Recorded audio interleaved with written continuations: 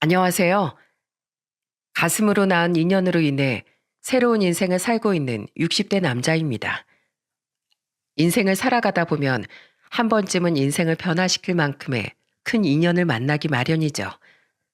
그런 인연은 하늘이 내려준 것이라 그런가 인생의 풍파 속에 서로 다른 길을 걷다가도 언젠간 다시 만나게 되는 것 같아요. 60대에서 70대로 넘어가는 길목에 있는 저에게도 하늘이 내려준 것과 같은 운명 같은 인연이 있답니다. 오늘 저는 인연의 소중함을 되새기며 파란만장한 제 삶을 여러분께 소개하려고 합니다. 19년 전 저는 아내와 함께 지방에서 작은 슈퍼를 운영했어요. 당시 저는 중소기업에 다니고 있던 평범한 셀러리맨이었습니다. 하지만 경제 위기로 사정이 안 좋아지게 되자 가족의 미래를 위해 다니던 회사를 그만두고 자영업에 뛰어들었죠. 제대로 장사를 해본 적도 없는데 그때 무슨 자신감이었는지 퇴직금을 끌어모아 호기롭게 슈퍼를 열었답니다. 하지만 주변의 아파트 단지를 여러 끼고 있어서 그런가 무모한 도전이라 생각한 것과 다르게 슈퍼는 초기부터 제법 장사가 잘 되었어요. 사장님 콩나물 1,000원어치만 달라고 했더니만 이렇게 많이 주시면 남는 게 있어요? 저야 좋지만 사장님도 먹고 사셔야죠. 안 그래요? 맞아요, 사장님. 지난번에 저한테도 서비스를 팍팍 넣어주셨잖아요. 감사하지만 한편으론 걱정되더라니까요. 저희 슈퍼 없으면 큰일 나요. 사거리 큰 마트에 있는 과일들은 비싸기만 하고 맛도 없어서 우리 애들이 여기 과일만 찾는단 말이에요. 꼭 오래오래 장사해 주셔야 돼요. 네? 단골이 하나둘 늘어가고 슈퍼의 입지도 단단해질 무렵의 일이었습니다. 그때 저는 모아놓은 돈으로 슈퍼를 확장할 마음을 가지고 주변의 땅들을 매입해 볼까 생각하던 중이었어요.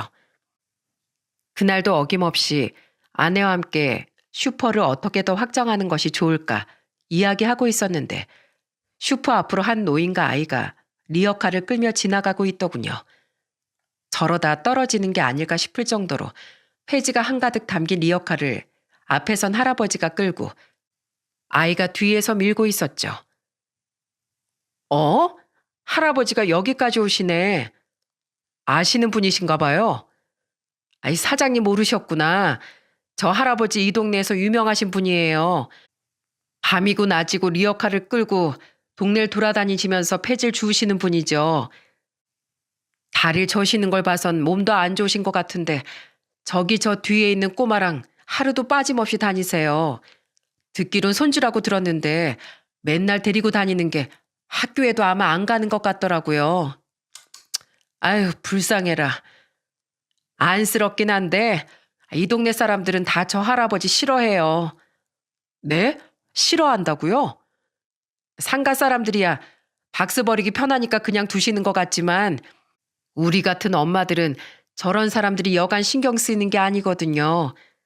냄새도 너무 많이 나고 추레한 게 혹여라도 애들한테 돈 내놓으라고 해코지라도 할까봐 걱정돼서요. 손님들의 말에 할아버지를 자세히 보니 정말 행색이 말이 아니더군요. 눈밑이 퀭하고 광대가 쏙 들어간 것이 며칠은 굶은 듯했고 어찌나 마르셨는지 팔과 다리는 뼈가 죄다 튀어나와 버려진 나뭇가지 같아 보였을 정도였거든요. 아이의 상태 역시 나빠 보였죠. 얼굴을 보아하니 한 초등학교 1, 2학년 정도 된 것 같은데 얼굴도 까맣고 눈에 힘이 하나도 없어 보이는 게 어쩐지 애가 애답지 않게 느껴질 정도였습니다. 그런 두 사람이 자기 몸보다 큰 리어카를 낑낑거리고 끄는데 그 모습이 어찌나 딱해 보였는지 모릅니다. 그때부터 전 할아버지와 아이를 유심히 살펴보기 시작했습니다. 신경을 쓰기 시작하니 왜 그간 알아보지 못했을까 생각이 들 정도로 매일 몇 번이고 슈퍼 앞을 지나가시더군요. 할아버지는 사람들이 수군거려도 아랑곳하지 않고 폐지를 주우셨죠. 그 모습에 저는 고물상을 운영하는 아버지와 폐지를 주우러 다니시는 어머니를 떠올렸어요.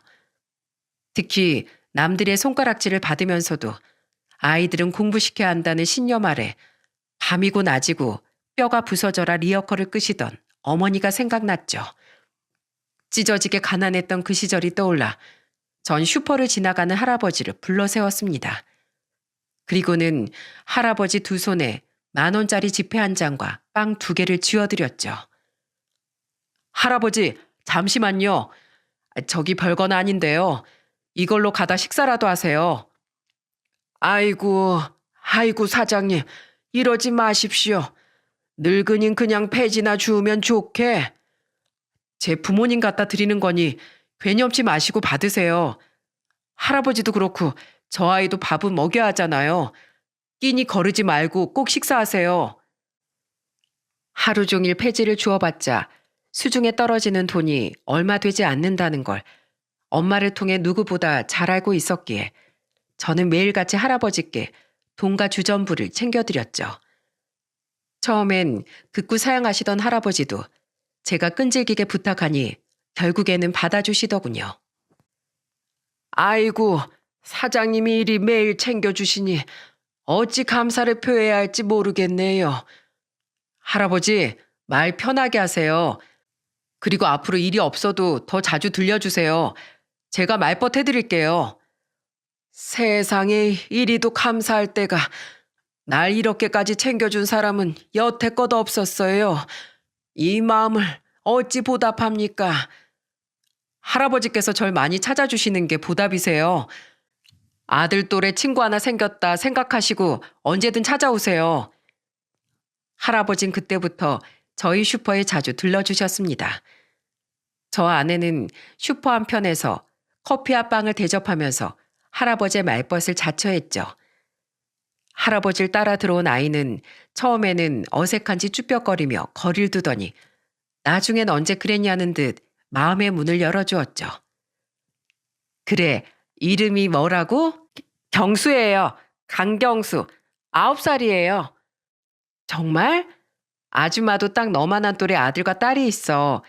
너한텐 형이랑 누나겠구나? 형이랑 누나요? 그럼 둘이 남매인 거예요? 와, 둘이라서 재밌겠다. 맨날 같이 놀 수도 있고. 난 나밖에 없어서 심심한데. 슈퍼에 오면 아줌마가 놀아줄게. 자주 놀러와. 우와, 정말요? 정말 놀아주시는 거예요? 신난다. 아이는 저희 아내를 참 잘 따랐죠. 아내도 애들이 생각났는지 아이를 잘 보살펴 주었습니다. 저는 할아버지에게서 부모님을, 아내는 아이에게서 저희 애들을 겹쳐보며 두 사람을 진심으로 대했고 그것에 보답하듯 두 사람도 저희를 많이 의지해 주었죠. 그렇게 시간이 지난 어느 날 뉴스에서 올겨울은 유난히도 혹독하다는 예보를 계속해서 내보낼 무렵의 일이었습니다. 할아버지의 얇은 옷이 신경 쓰였던 전 뉴스가 나온 김에 월동 준비는 잘하고 계신지 여쭤보았죠. 하지만 할아버지는 손사래를 치며 체념했다는 듯이 대답하시더군요.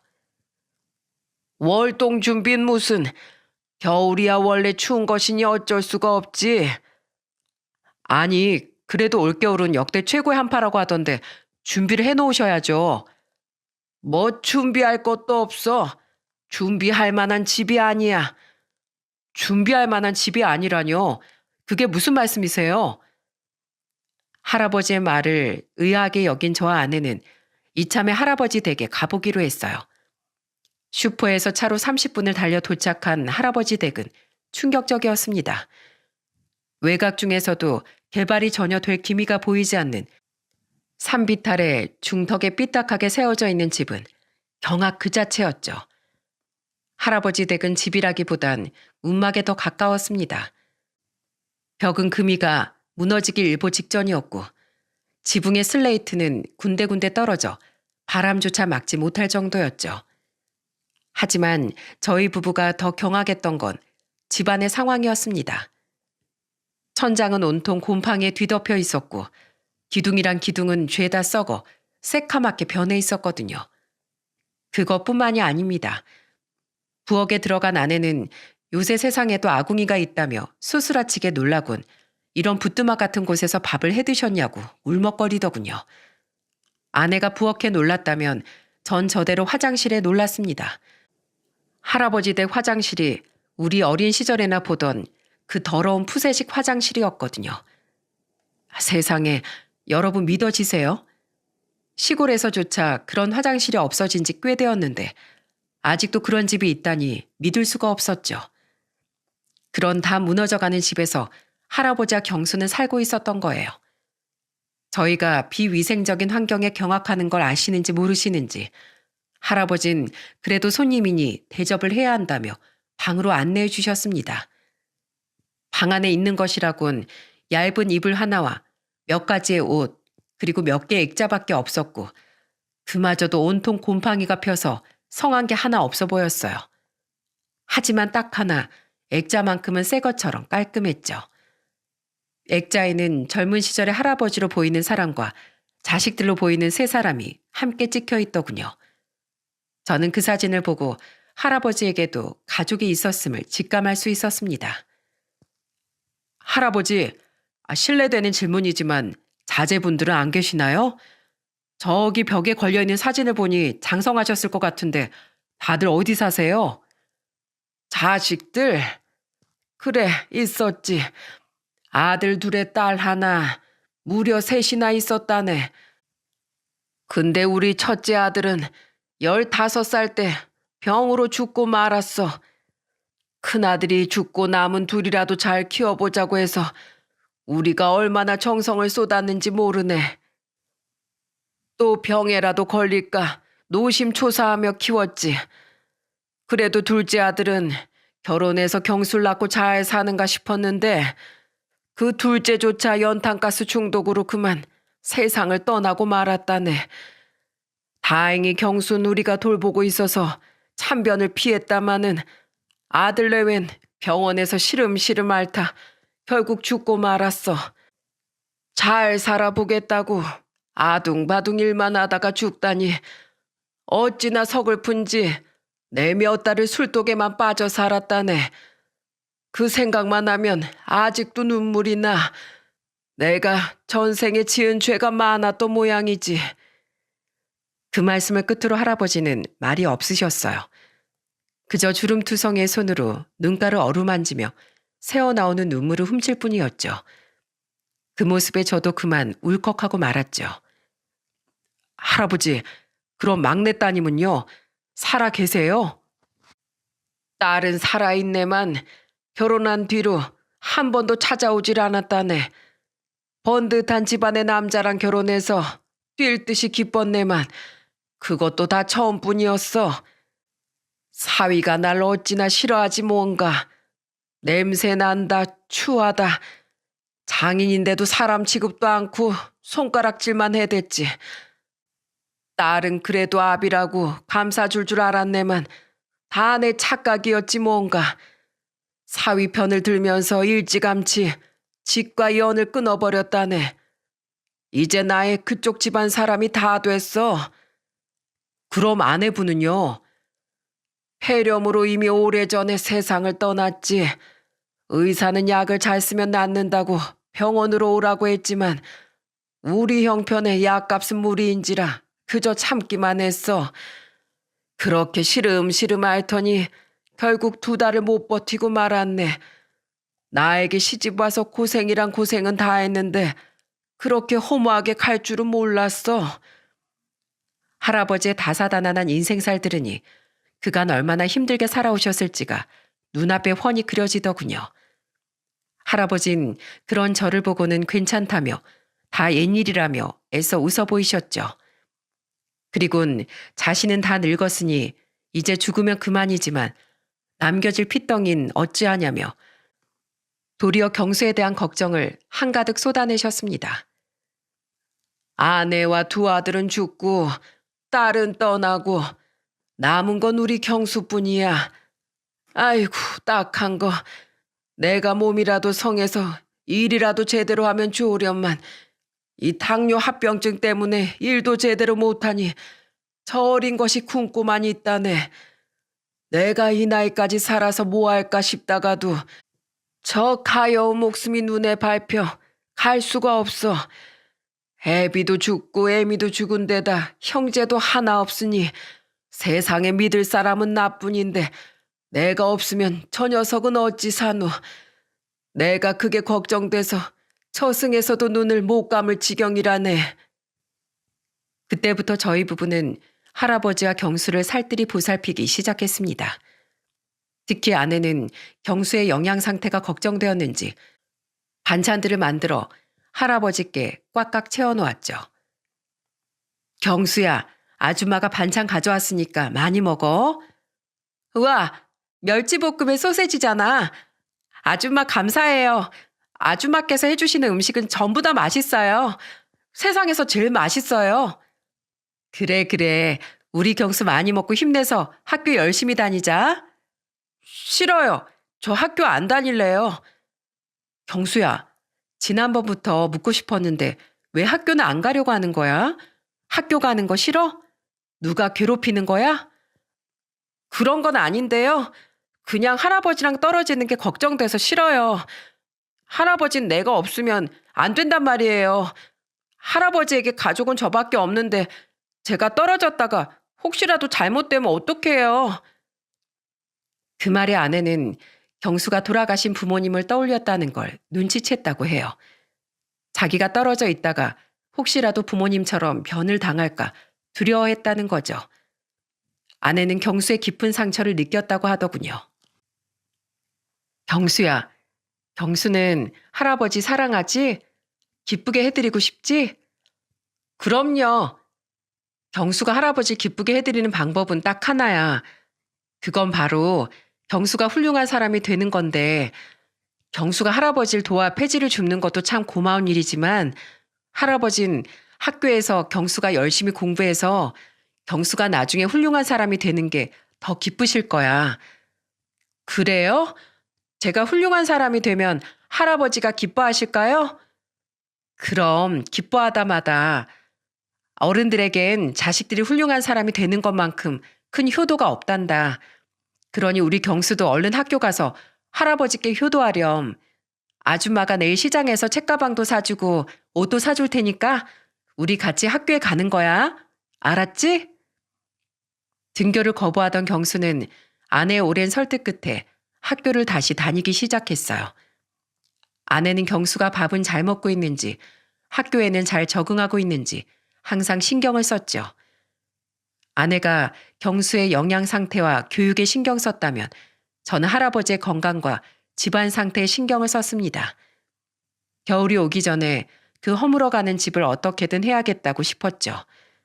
고민 끝에 저는 가게를 확장하고자 모아뒀던 돈을 할아버지께 쓰기로 했어요. 저는 인부들을 불러 할아버지 집을 대대적으로 뜯어고치기 시작했습니다. 제 형편에 돈이 많이 든 것은 사실이었지만 그 집을 도저히 그냥 둘 수가 없었어요. 아마 사연투브 애청자 여러분들도 그 집을 직접 보게 되신다면 그냥 지나치시지 못했을 겁니다. 방 안에 쥐나 바퀴벌레가 돌아다니는 건 물론이요. 비만 오면 새는 통에 집안 곳곳 대야를 받쳐놔야 했거든요. 그러다 보니 집이 온통 곰팡이 투성이었던 겁니다. 사장님, 제가 공사를 수도 없이 많이 했는데 이런 집은 생전 처음 고쳐봅니다. 이런 다 쓰러져가는 집에 사람이 산다는 게 믿기지가 않아요. 저 어렸을 때 살았던 시골집보다 못하니 아휴 이거야 원. 그러니 잘 좀 부탁드립니다. 비바람이 쳐도 문제 없게끔 사람 사는 곳으로 만들어주세요. 그렇게 일주일을 꼬박 공사한 끝에 다 허물어 가던 집은 새 집으로 다시 태어났어요. 대충 둘러보아도 눈이 떡 벌어질 정도였죠. 할아버지, 이거 보세요. 너무 하얗고 깨끗한 게 우리 집이 아닌 것 같아요. 벽이나 바닥에 곰팡이도 하나 없고 부엌도 엄청 깨끗해요. 와, 할아버지 빨리 와보세요. 이제 우리 집안에 화장실이 있어요. 야호! 밤에 화장실 가는 게 무서워서 맨날 참았는데 이젠 밤에도 갈 수 있겠다. 아줌마, 이게 정말 우리 집 맞아요? 꿈은 아니죠? 그럼 꿈 아니야. 이제부터 여기가 경수하고 할아버지하고 살 집이야. 아싸, 신난다. 신난 경수는 집안 여기저기를 열어보며 방방 뛰었지만 할아버지는 그런 경수를 바라보기만 하실 뿐 좀처럼 집 안으로 들어가려고 하시지 않으셨습니다. 할아버지, 어서 들어가 보세요. 얼마나 좋아졌는지 보셔야죠. 돈이 한두 푼이 든 것도 아니었을 텐데 그 많은 돈을 우리한테 써도 되나? 미안해서 이걸 어쩌나. 얼마 들었어? 말해보게. 내가 조금이라도 보탤 테니까. 뭘 그런 걸 신경 쓰고 계셨어요. 그럼 제가 할아버지께 부탁 하나만 드려도 될까요? 그래, 어서 말해보게. 내 뭐든지 할 테니까. 할아버지, 그간 많이 힘드셨죠? 할아버지 지난 세월을 이것으로 다 보상받으실 순 없겠지만 그래도 열심히 살아갔기에 복받았다 생각하시고 앞으로도 경수를 위해서라도 저희 부부를 위해서라도 어떻게든 살아보려고 노력해 주세요. 포기하지 마시고요. 경수와 함께 힘내주세요. 아시겠죠? 그 대신 저희가 도울 수 있을 만큼 돕겠습니다. 이 집은 제 마음이다라고 생각하시고 받아주세요. 제 말에 할아버지는 갑자기 눈물을 흘리기 시작했어요. 할아버지의 눈물에 당황한 제가 안절부절 못하자 할아버지께선 주름진 손으로 제 손을 감싸주시며 연신 고개를 숙이셨답니다. 나 같은 노인네에게 마음을 써주는 것만으로도 모자라 다 쓰러져가는 초가상간을 궁궐처럼 고쳐주다니 내가 이런 복을 누려도 되는지 모르겠을 정도네. 자네에게 미안하고 또 고맙네. 정말 고마워. 저희 부부는 새 집에서 살게 된 할아버지와 경수를 보살피며 한동안 즐겁게 지냈어요. 같이 과일도 먹고 담소도 나누며 사는 이야기를 나누었죠. 할아버지께선 그때마다 저희에게 좋은 말씀을 해주셨고 저희는 그 말씀에서 삶의 지혜를 얻었습니다. 참 행복했던 시간이었어요. 하지만 행복은 오래가지 않았고 그로부터 3년 뒤 할아버진 결국 앓고 있던 당뇨 합병증으로 세상을 떠나게 되셨습니다. 경수 말로는 아침에 할아버지를 흔들어 깨워도 움직이지 않으셨다고 해요. 소리도 없이 잔잔하게 주무시듯 돌아가셨던 거죠. 그러나 할아버지가 조용하게 가신 것과 다르게 남겨진 저희는 슬픔에 소리 높여 울었습니다. 할아버지, 저만 두고 가시면 어떡해요? 저 혼자 이 세상을 어떻게 살라고요? 할아버지, 제발 일어나 보세요. 저 정말 외톨이로 두실 거예요? 제발, 제발 저 혼자 두지 마세요. 할아버지. 장례식장에서 경수는 떼를 쓰며 울부짖었어요. 저희도 졸지에 혼자가 되어버린 경수가 안쓰러워 그런 경수를 붙잡고 몇 번이고 눈물을 훔쳤죠. 저희는 품에 안긴 경수를 보면서 앞으로 어찌해야 할지 깊은 생각에 빠졌습니다. 마음 같아서야 지금처럼 품에서 놓고 싶지 않았지만 그럴 순 없었어요. 당시 저는 보증을 잘못 써는 바람에 큰 사기를 당했고 가세는 절대적으로 기울어져 있었기 때문에 경수를 키울 수 있는 형편이 되질 않았거든요. 게다가 저희에게는 이미 중학생이 되어버린 아이들이 있었기에 현실적으로 무리였죠. 저희는 결국 경수를 고아원에 보낼 수밖에 없었습니다. 경수야, 미안해. 아줌마가 널 끝까지 보살펴주지 못해서 정말 미안해. 처음 만났을 때부터 아들처럼 보살폈는데 이런 식으로 보내야 한다니 아줌마가 부끄러워서 견딜 수가 없구나. 미안해. 미안하구나. 정말 미안해. 울지 마세요. 지금까지 절 돌봐주신 것만 해도 감사했는걸요. 아줌마, 저에게 하신 말씀 기억하세요? 훌륭한 사람이 되는 게 효도하는 거라는 말씀 말이에요. 저 고아원에 가서도 열심히 공부해서 훌륭한 사람이 될 거예요. 누구보다 훌륭한 사람이 되어서 먼저 세상을 떠난 우리 할아버지에게 장한 손주가 되고 싶어요. 그러니 울지 마세요. 지금은 이별하지만 우리 꼭 다시 만날 거예요. 제가 성공해서 돌아올게요. 누구보다도 성공해서 은혜를 갚겠습니다. 아줌마 아저씨께도 자랑스럽게 여길 수 있을 만큼요. 이제 겨우 초등학교 6학년이 된 아이라고 믿을 수 없게끔 경수는 의젓했습니다. 하지만 저와 아내는 그것이 오히려 더 가슴 아팠죠. 경수의 입에서 저 말이 나오기까지 얼마나 무섭고 두려웠을까요? 그럼에도 참고 견디며 도리어 아내를 달래주니 대견스러울 수밖에요.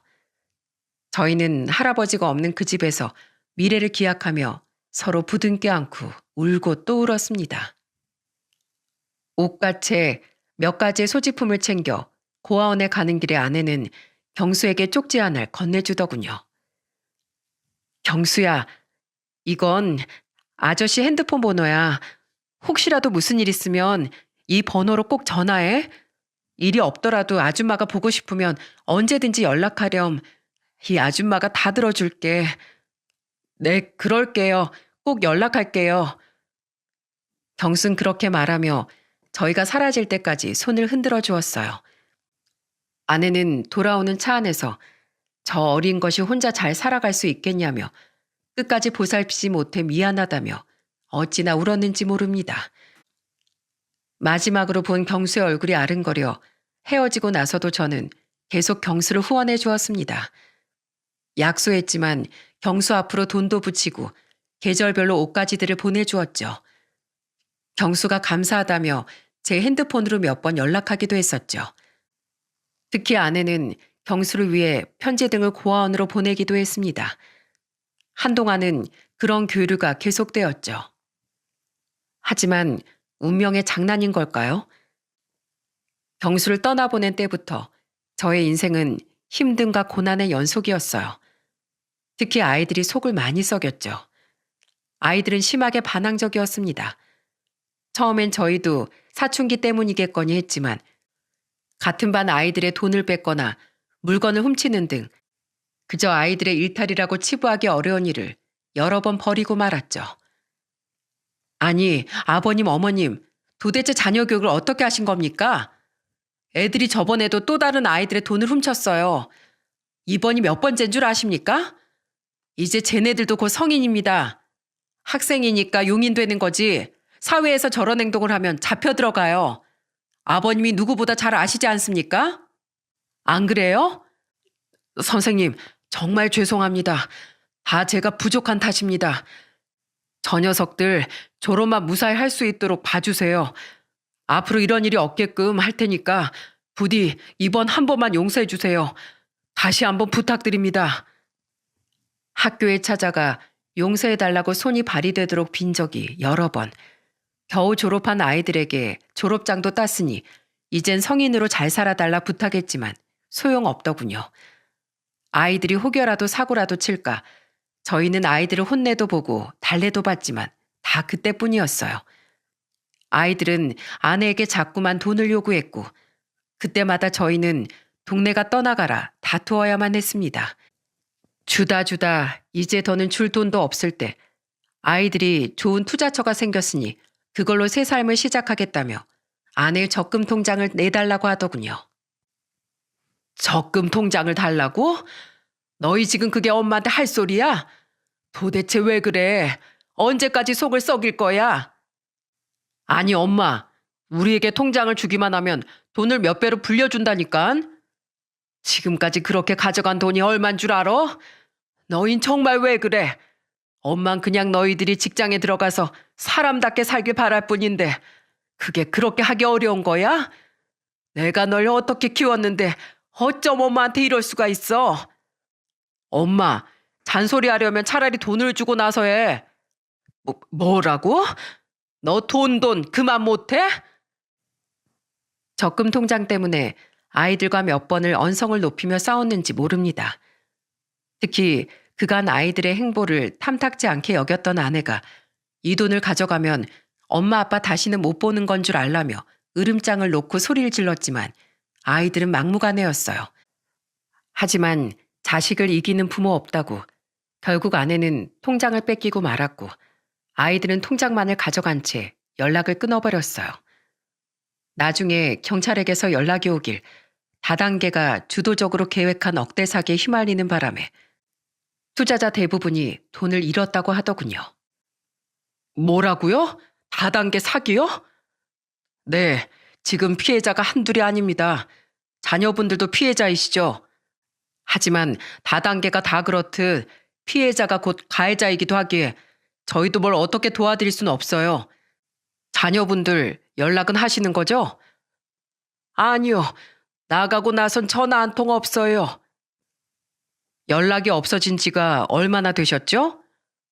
벌써 1년이 넘었습니다. 그럼 해외 도주 가능성이 있겠네요. 잘 알겠습니다. 찾으면 연락드리죠. 빚 갚는 처지에 한 푼 두 푼 아껴 모아뒀더니 졸지에 자식들에게 사기를 당한 꼴이 되어버린 저희는 마지막 남았던 적금까지 날리게 되자 앞날이 아주 깜깜해졌습니다. 하지만 아이들은 저희의 이런 마음을 아는지 모르는지 핸드폰 번호를 여러 번 바꾸어가며 해외로 잠적해버렸죠. 하지만 돈도 없고 아이들도 잃은 저희 부부의 불운은 여기서 끝이 아니었습니다. 더 큰 불행이 남아있었죠. 빚 문제로 여전히 허덕이고 있던 어느 날이었어요. 그날도 빚 문제로 은행에 갔다가 돌아왔는데 저희 앞에 믿을 수 없는 광경이 펼쳐져 있더군요. 저는 그 모습을 세월이 흐른 지금도 똑똑히 기억한답니다. 저희 부부에게 세상 그 어떤 것보다 큰 좌절을 안겨주었던 그날의 일을 어찌 잊을 수가 있겠어요. 세상에, 여보, 저기 좀 봐요, 저기. 당신 왜 그래? 저기 우리 슈퍼잖아요, 슈퍼. 우리 슈퍼가. 이게 뭐야? 우리 슈퍼가 불타고 있잖아. 119, 119 불러, 빨리. 문을 닫을 때만 해도 멀쩡하던 슈퍼가 어찌된 일인지 불길에 휩싸여 활활 타오르며 하나둘 무너지고 있는 것이 아니겠어요? 저의 신고로 119가 오고 불은 곧 진압되었지만 이미 슈퍼는 새까맣게 타버린 뒤였습니다. 저와 아내는 잿더미로 변해버린 슈퍼 앞에 주저앉아 땅을 두드리며 오열했지만 지나간 시간은 되돌릴 수 없었죠. 이게 무슨 일이야? 세상에 이럴 순 없어. 이럴 순 없다고. 저기에 우리의 피와 땀이 다 있었는데 이렇게 허무하게 날릴 순 없어. 여보, 우리 이제 어떻게 살아요? 이제 어쩌냐고요? 방화로 추정된다며 경찰이 수사에 나섰지만 저의 피와 땀이 담긴 슈퍼를 태운 방화범을 끝끝내 찾을 수는 없었습니다. 그렇게 슈퍼에 불이 난 지도 몇 달, 수사도 진전 없이 흐지부지 되어 사람들 사이에서 저희 슈퍼가 슬슬 잊혀갈 때쯤 결국 저희는 빚과 생활비를 감당하느라 집을 팔고야 말았죠. 허름한 반지하 방을 겨우 얻어 길거리에 나앉은 것만 간신히 피했을 뿐 저희의 상황은 절망적이었어요. 돈은 돈대로 나갈 때가 많은데 수입이라곤 한 푼도 없으니 점점 생활이 쪼들려갔죠. 그때부터 아내는 시름시름 앓기 시작했습니다. 병원에서는 화병인 것 같다고 하더군요. 하기야 재산도 잃고 자식도 잃고 마지막에 남은 슈퍼까지 잃었으니 제정신을 유지하는 게 더 이상했죠. 아내는 점점 움직이지 못하다가 결국엔 아예 자리에 몸져 누워버렸죠. 저는 막노동을 하면서 병든 아내를 어떻게든 보살피려고 노력했지만 나이가 들었는지 그것도 쉽지 않았습니다. 그렇게 하루하루 버티며 겨우겨우 살아가고 있을 때 휴대폰으로 한 통의 전화가 걸려오더라고요. 아저씨, 누구세요? 아저씨. 수화기 너머의 남자는 아저씨 아저씨 소리만 되풀이하며 울기만 하더라고요. 다른 말은 일절 없이 그저 울기만 하는 것에 답답해하고 있는데 남자가 아주 뜻밖의 소리를 하더군요. 그때 제가 어찌나 놀랐는지 모릅니다. 가슴이 어찌나 요동치는지 심장 소리가 밖으로 다 들릴 것만 같았죠. 아저씨, 저 경수예요. 그때 아저씨가 도와준 할아버지 댁 손자 강경수요. 아저씨 저 기억하세요? 경수? 너 경수 맞아? 우리 경수가 맞아? 네, 맞아요. 저 강경수예요. 아저씨 그동안 잘 지내셨어요? 아이고 세상에. 이놈아, 너 왜 이렇게 연락 한 통 없었어? 내가 네 연락을 얼마나 기다렸는지 알아? 10년 전에 연락하고 그 뒤로 왜 연락하지 않았던 거야? 이 아저씨가 서운하다, 너무 서운해. 아저씨 죄송해요. 저 아저씨에게 좋은 모습만 보이고 싶었거든요. 내가 돌본 녀석이 이렇게 컸다며 자랑스러워 하실 정도로 멋진 모습이 될 때 가야겠다. 그렇게 스스로 다짐했기 때문에 연락하는 게 늦어졌어요. 늦게 연락드려서 죄송해요. 아니다.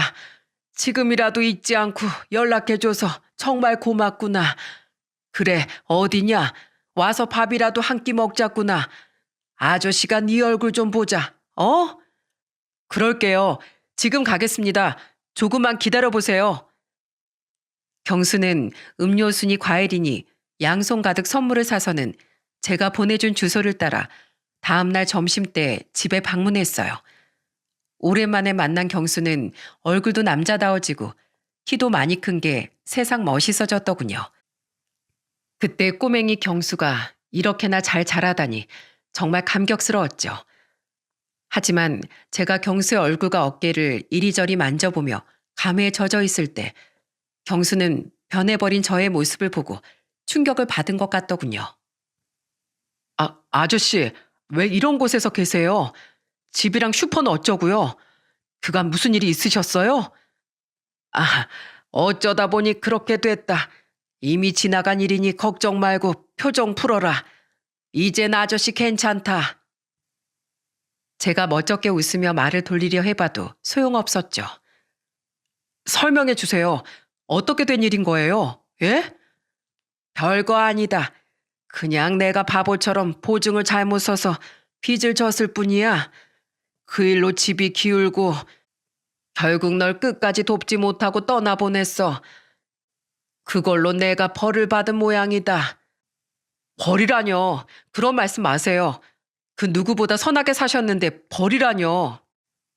빚으로 허덕이고 있을 때 사랑으로 키운 자식들이 그가 모은 돈을 사기로 날려버리더니 해외로 도망쳐버렸어. 여태껏 연락조차 한 통 없구나. 그럴 수가. 게다가 설상가상으로 슈퍼까지 불타고 말았단다. 경찰은 방화라고 하던데 결국 그 범인을 잡지 못했지. 지금은 막노동 일도 하며 어떻게든 돈을 벌고 있다마는 그것도 늙어서 쉽지가 않어. 아내도 영 몸이 좋질 않으니. 아주머니가요? 아주머니 지금 어디 계세요? 눈물을 참던 경수는 병상에 누워있는 아내를 보고는 결국 울음을 터뜨리고야 말았어요. 아주머니, 저예요. 경수예요. 아주머니께서 그렇게 아껴주셨던 강경수요. 우리 경수 왔니? 경수야, 아줌마가 우리 경수 정말로 보고 싶었단다. 제가 왔는데 왜 누워 계세요? 어디가 아프세요? 그렇게 건강하셨는데 왜 못 일어나고 계세요? 네? 아주만 걱정하지 마. 그냥 몸이 좀 쇠약해졌을 뿐이야. 아주머니께서 이렇게 아프신지 몰랐어요. 제가 너무 늦었죠. 죄송해요. 정말 죄송해요. 죄송하긴 뭘 죄송해. 괜찮어. 우리 경수 키도 크고 훤칠한 게 이렇게 양복까지 입은 걸 보니까 너무 멋있구나. 마치 TV에 나오는 탤런트 같아. 경수야, 그간 어떻게 지낸 거니? 울지 말고 야줌한테 이야기 좀 들려줘. 그래, 경수야.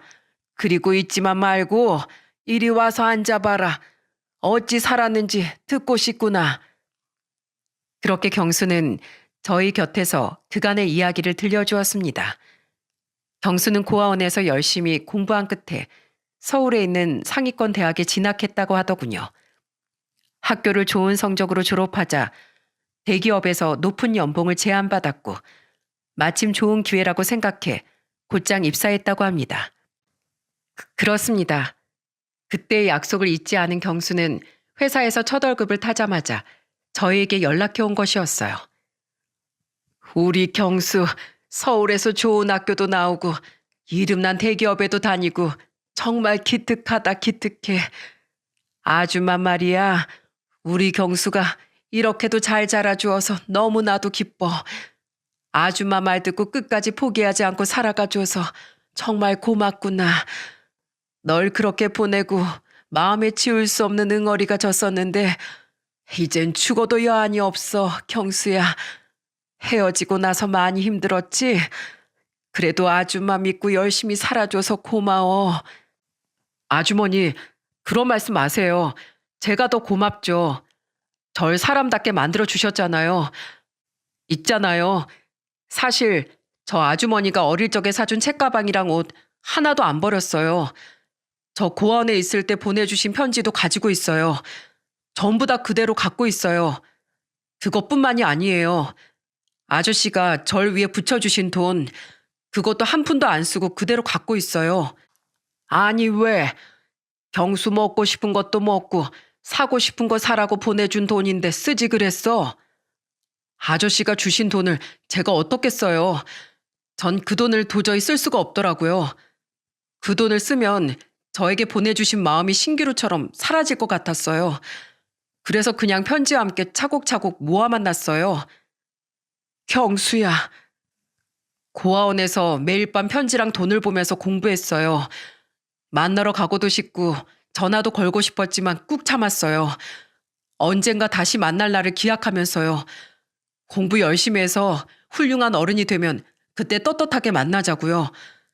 그런데 이렇게 두 분이 이렇게 힘들고 아프신 줄 알았다면 먼저 연락할 걸 그랬어요.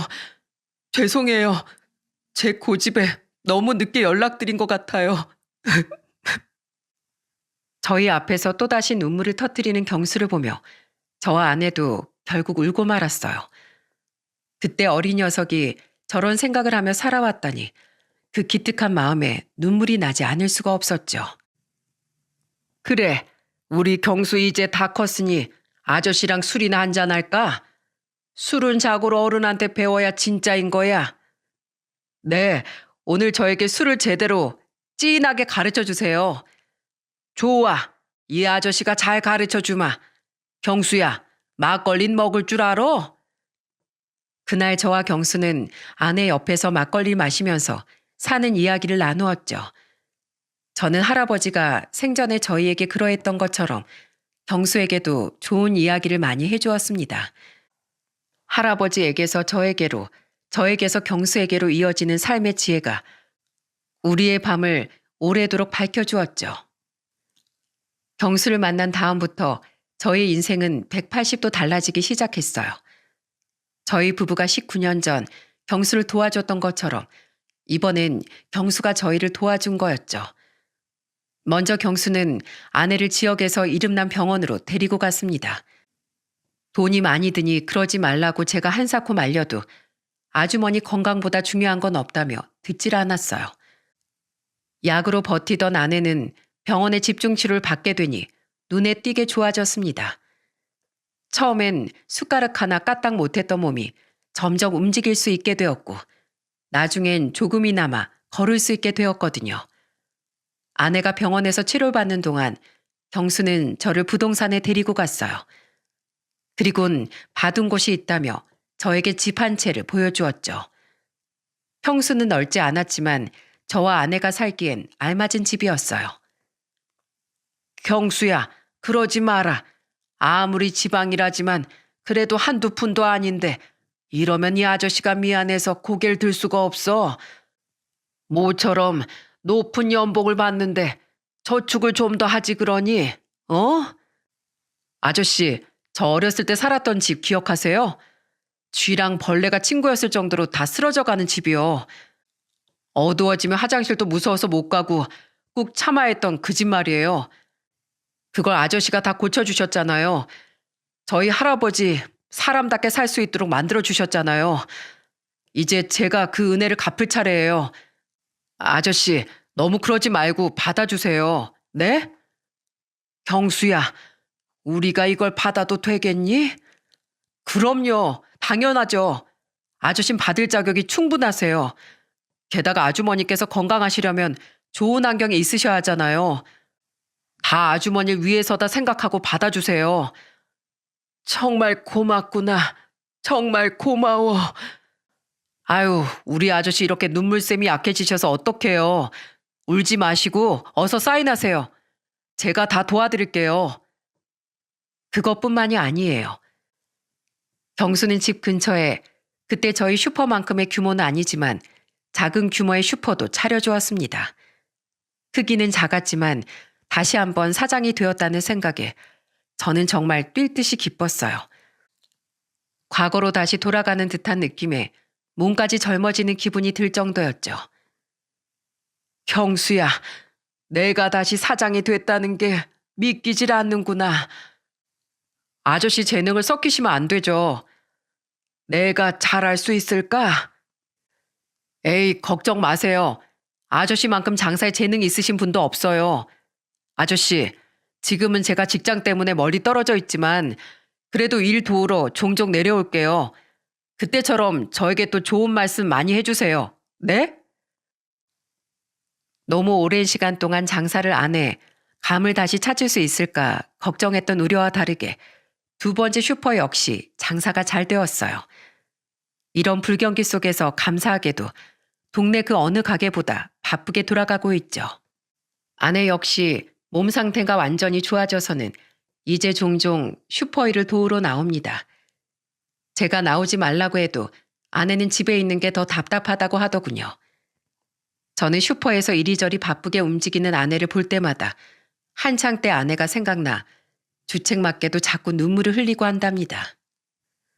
아이고, 당신 나이 먹더니 눈물샘이 많이 약해졌네.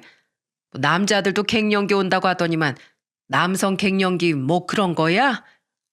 아니, 난 그냥 당신이 이렇게 다시 움직이니까 너무 좋아서 그래. 내 몸은 걱정하지 마. 경수 덕에 몸도 가뿐한 게 오히려 예전보다 더 힘차게 일할 수 있을 정도야. 아이고, 세상에. 이 양반이 울지 말라고 했더니만 더 우네. 요새 저희 부부는 주중엔 일하고 주말엔 경수와 만나 나들이를 나가기도 하며 시간을 보내고 있답니다. 그 시간이 얼마나 값지고 귀한지 지난날의 아픔이 다 씻겨져 내려가는 것만 같았어요.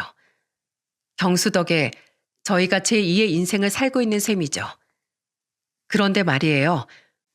얼마 전 경수가 갑자기 말도 없이 결혼할 신부감을 데리고 오더군요. 좋아하는 사람이 있다는 말을 하긴 했지만 결혼까지 생각할 줄은 몰랐죠. 깜짝 방문에 저희 부부가 놀라 굳어졌는데 경수가 다짜고짜 무릎을 꿇는 게 아니겠어요? 아이고, 경수야, 뭐 하는 거야? 왜 갑자기 무릎을 꿇는 거니? 아버지, 어머니, 뭐? 저는 귀를 의심했어요. 믿을 수가 없었죠.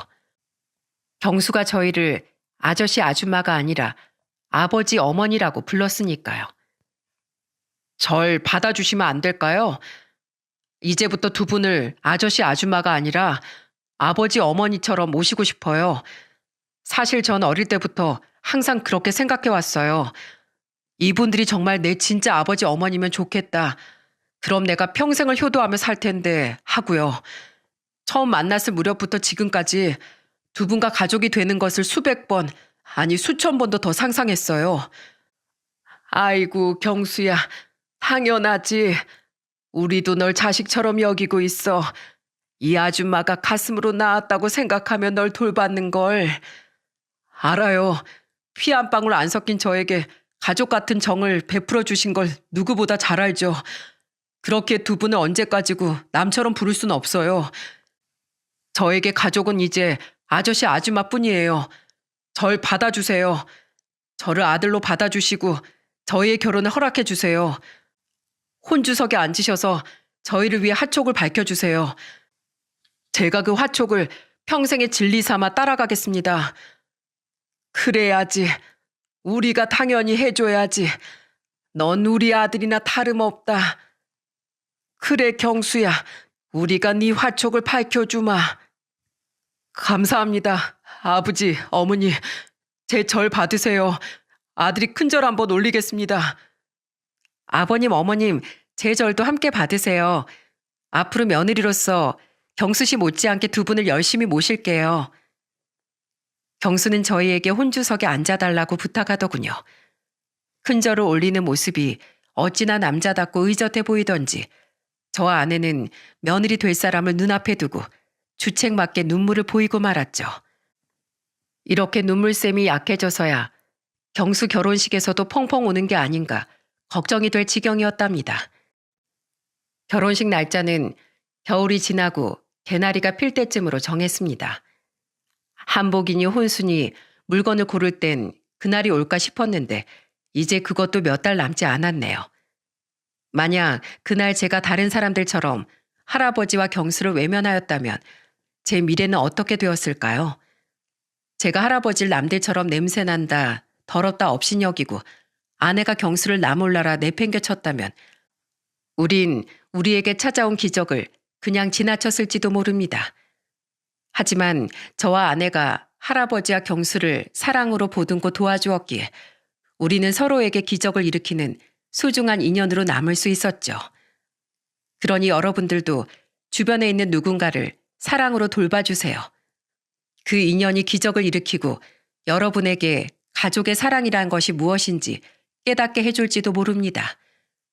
여러분, 오늘 제가 여러분께 사연을 보내게 된 이유는 가족의 사랑에 관해 함께 이야기하고 싶어서예요.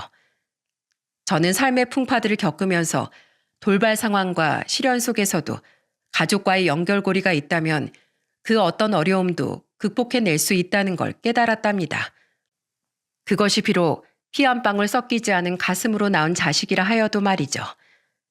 저희 부부가 과거를 딛고 일어나 한 가정의 가장으로서 살아가려는 경수를 지지하듯 이야기를 들어주신 여러분께서도 우리 아들의 새로운 출발에 응원을 보내주셨으면 좋겠습니다. 경수와의 인연으로 제 삶에 평화가 찾아와 준 것처럼 여러분들의 가정에 행복과 평화가 깃들길 바랍니다. 제 긴 사연을 들어주셔서 정말 감사합니다. 안녕하세요. 사연에 빠지다의 DJ 민영입니다. 오늘도 첫 번째 사연 시작하기 전에 구독과 좋아요 눌러주시고요. 그럼 오늘의 사연도 바로 시작해볼게요. 안녕하세요. 포항에 살고 있는 40대 아줌마입니다. 저는 어렸을 때는 꽤 잘 살아서 서울에 살다가 외국에서 살았어요. 하지만 부모님의 사업 실패로 할머니 댁인 포항으로 내려와 살게 됐어요. 포항에서 회사 생활을 하게 되고 거기서 남편을 만나 결혼을 하게 됐습니다. 시댁살이가 이렇게 힘든 줄은 몰랐습니다. 물론 시부모님들은 시간이 지나고 나니 괜찮아졌어요. 하지만 시누이들이 어찌나 저를 무시하던지 특히 첫째 시누이가 저를 그렇게 괴롭히더라고요. 그리고 동서들도 같이 저를 무시했습니다. 물론 처음부터 이렇게 힘든 건 아니었습니다. 처음 결혼 전에 제가 결혼을 잘했다고 생각했었죠. 결혼을 앞두고 시댁 부모님 댁에 갔는데 시부모님은 웃으며 저를 반겨줬습니다. 시누이도 저를 반겨주었고요. 앞서 말씀드렸던 것처럼 남편보다 제가 나이가 많아 걱정을 많이 했습니다. 그 당시 남편은 20대 후반이었고 저는 30대 중반이었거든요. 하지만 걱정과는 다르게 잘 왔다며 저보고 인상이 좋다며 반겨줬어요. 그리고 결혼 승낙을 받았습니다. 저를 보자마자 너무 예쁜 며느리가 들어왔다며 좋아해 주시더라고요. 그리고 1억은 시댁에서 도움을 줄 테니 잘 살아보라며 제게는 바라는 게 없다고 하시더라고요. 그래서 저는 너무 감사했습니다. 정말 시댁 부모님을 제 부모님처럼 모셔야겠다고 생각을 했습니다. 저를 받아주신 시댁 부모님이 너무 감사했거든요. 물론 어쩔 수 없을 수도 있을 거라고 생각은 했어요. 혼전 임신이라 어쩔 수 없이 결혼을 할 수밖에 없는 입장이기는 했거든요. 그래도 욕을 하기 마련인데 잘 대해주니 얼마나 좋은 시댁이라 생각을 하겠어요. 안 그런가요? 심지어 저는 부모님이 다 계시지 않았고 하나 있는 남동생도 외국에 있어 제게 남아있는 가족이라고는 없었거든요. 물론 남동생과 연락이 되지 않아 남아있는 가족이라고는 없었죠. 제 가족 이야기는 짧게 들려드릴게요. 어렸을 때 꽤 잘 살았다고 했잖아요. 어머니께서 잘 사는 집안이라 돈이 꽤 있었습니다. 아버지는 좋은 집안은 아니었지만 그 당시 개천에서 용났다고 했을 정도로 작은 동네에서 공부를 꽤나 잘하는 편이었습니다. 승승장구해 좋은 직장에 들어갈 수 있게 되었죠. 그리고는 주변 친구 대신 소개팅을 나갔는데 저희 어머니를 보게 된 거고요. 한눈에 반해 결혼에 꼴이 나게 됐죠. 처음에는 외할아버지가 많이 반대하셨다고 했지만 어머니가 저를 가지는 바람에 허락을 받았다고 했어요. 그래서 저는 외가 쪽에서는 거의 내놓은 자식이나 마찬가지였어요. 외할아버지는 저희에게 큰 집을 주셨고 아버지에게 회사를 물려주셨어요. 저희 어머니가 외동딸이라 아버지가 물려받게 되었죠. 그래서 어린 시절 굉장히 유복하게 자랐습니다. 유학을 가서 좋은 학교에 들어갔고 열심히 공부를 했죠. 하지만 사업이 망하게 됐고 저는 대학 졸업을 하지 못한 채 한국에 돌아올 수밖에 없었어요. 부모님은 남동생이라도 유학을 마쳐야 한다며 남동생에게 모든 것을 쏟아부으셨습니다. 솔직히 따지자면 제가 남동생보다 더 공부를 잘해서 좋은 학교에 들어갔었는데 남자라는 이유로 남동생에게 모든 걸 줬어요. 여자라는 이유로 기회가 없어진 게 너무 슬펐습니다. 미안하다. 너야 시집이라도 가면 되지만 네 동생은 뭐라도 먹고 살아야지 않겠니? 서럽지 않나요? 저는 꿈도 펼쳐보지 못하고 한국으로 오게 됐습니다. 저는 한국에 와 포항에서 고졸인 채 작은 회사에 들어가 일을 하게 됐죠. 그리고 몇 년 뒤 저희 외할아버지가 돌아가시고 어머니는 충격을 받으셨고 쓰러지게 됐습니다. 그리고는 시름시름 앓다가 돌아가시게 됐습니다. 아버지는 어머니가 돌아가시고 안 좋은 선택을 하셨어요. 어느 날 회사에서 일을 하고 있었는데 병원에서 연락이 왔습니다. 아버지께 사고가 났다고 하셨죠. 아버지는 술을 마시고 차로 뛰어들어 사고가 났다고 했어요. 저는 처음에 그 얘기를 듣고 충격을 받았습니다. 아버지가 뛰어들어갔다는 게 믿기지 않았어요. 아버지 미치셨어요? 왜 거기를 뛰어들어가요? 왜? 저 미치는 걸 보고 싶어요? 아버지까지 없으면 제가 어떻게 살아요? 미안하다. 다시는 그런 짓 하지 마세요. 미안하다. 제발 좀 그 미안하다는 소리 좀 안 하면 안 돼요? 왜 매일 아버지는 미안하다고만 해요? 저 괜찮아요. 제발 아버지가 괜찮아지세요. 어머니 돌아가시고 매일 술 마시고 토하고 술 깨면 또 마시고 어머니 찾고 저도 힘들어요. 제발요, 아버지. 이렇게까지 얘기했으면 아버지가 들을 줄 알았어요. 아버지는 얼마 되지 않아 돌아가셨습니다. 아버지는 결국 아파트 옥상에서 안 좋은 선택을 하고 말았어요. 운명의 장난인지 아버지가 떨어졌을 때 저는 보고 말았죠. 빨래를 넣다가 어떤 물체가 빠르게 지나가는 걸요. 정말 처참했습니다. 비참했어요. 슬프다고도 할 수가 없었습니다. 말로 표현할 수가 없네요. 아버지는 마지막까지 제게 미안하다고 하고 응급실로 가는 도중 돌아가셨어요. 아버지를 원망해야 할까요? 얼마나 힘들었으면 그런 선택을 하셨을까? 참 가슴이 먹먹합니다. 아버지는 늘 웃으며 말을 했어요. 어머니가 아니었으면 자기는 사람이 못 되었을 거라며 늘 어머니께 잘해드렸어요. 어머니를 정말 많이 사랑하셨어요. 하지만 사업도 망하고 어머니도 돌아가시니 삶에 희망이 없으셨던 거죠. 저로는 만족이 안 되었나 봐요. 그렇게 저는 부모님을 놓아드리고 혼자 열심히 살기로 다짐했습니다. 하지만 그게 마음처럼 쉽게 되지는 않더라고요. 사람이 죽어가는 모습을 보는 게 너무 괴로웠어요. 매번 꿈에 나오고 그때 있었던 비슷한 냄새의 소리만 있어도 괴로웠습니다. 한동안 저는 정신적으로 고통을 받았어요. 그러다 저희 남편을 만나게 됐어요. 처음에는 어린 남편에게 끌리지 않았죠. 어리기도 했고 그 당시에 부모님이 돌아가신 지 얼마 되지 않아 심적으로 여유가 되지 못했기 때문에 연애를 할 정신이 아니었거든요. 그래서 저는 남편의 고백을 거절했죠. 하지만 남편은 포기하지 않았어요. 남편은 늘 제게 다정하게 대해줬고 특히나 힘들어하는 제게 그 어떤 것도 묻지 않고 평소처럼 저를 대해줬어요. 다른 회사 사람들은 상을 당한 지 얼마 되지 않아 조심스럽게 대했고 심지어 어떤 사람들은 어쩌다 돌아가셨는지까지 묻기도 했죠. 근데 남편은 물어보지 않았어요. 그 모습이 배려 있는 사람으로 생각돼 남편에게 끌렸습니다. 남편의 계속되는 구애로 결국 저희는 사귀게 되었습니다. 그러다 아이가 생기게 됐고 결혼을 결심하게 됐습니다. 시댁에 찾아갔는데도 시댁 부모님들은 저를 좋게 봐주셨어요. 저희는 결혼을 하게 됐고 신혼생활을 굉장히 편하고 행복하게 보냈었어요. 하지만 결혼 후 시댁의 본 모습이 보이기 시작했어요. 저희는 제사를 지내지 않는다고 들었었는데 갑자기 시어머니께서 제사를 다시 해야겠다며 제게 말을 했습니다. 아가, 내가 너한테는 좀 미안한 소리를 해야겠다. 우리 집안이 제사를 지내지 않잖니? 근데 아이고 내가 점을 보러 갔는데 조상들이 노하셨다고 제사를 다시 지내야 한다고 하지 않겠어. 그래서 다시 제사를 지내려고 하는데 어떠니? 어머니가 그러시면 도와드려야죠. 아니 근데 나는 이제 나이도 있고 그래서 그런데 너네가 큰 집이잖니? 그래서 너네 집에서 지내는 건 어때? 네? 아, 네. 어머니가 그렇게 생각하시면 그럴게요. 저는 뭐 해드린 것도 없는데 제사라도 지내야죠. 그래. 작은 애들이야 바쁘니 할 수 없고 어차피 저녁에 지내는데 회사 끝나고 하면 되니까 괜찮겠지? 저는 어쩔 수 없이 저희 집에서 제사를 지내기로 했습니다.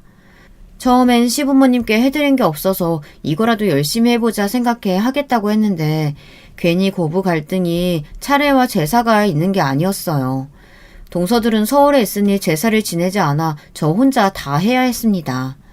그리고 처음에는 저희 집에서 지낸다고 했었는데 나중엔 시어머니께서 시댁에서 지내야 마음이 편할 것 같다며 시댁에서 제사를 지내게 됐죠.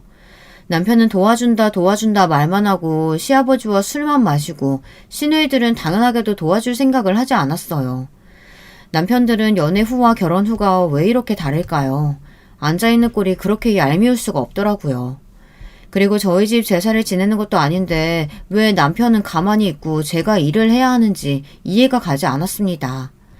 회사 끝내고 시댁으로 가서 음식하고 차례상 차리고 저녁 늦게 제사를 지내고 청소까지 하고 나와야 했어요. 임신을 하고 있는 상태라 더 힘들었죠. 입덧이 심할 때는 남편이 도와주긴 했지만 시어머니가 자기가 알아서 다 한다며 괜찮다고 거절을 하시더라고요. 그렇다고 시어머니가 도와주는 건 아니었습니다. 물론 시어머니도 일을 안 하는 건 아니었지만 끙끙 앓는 소리를 내시면서 힘들다고 말을 하는데 어쩌겠어요.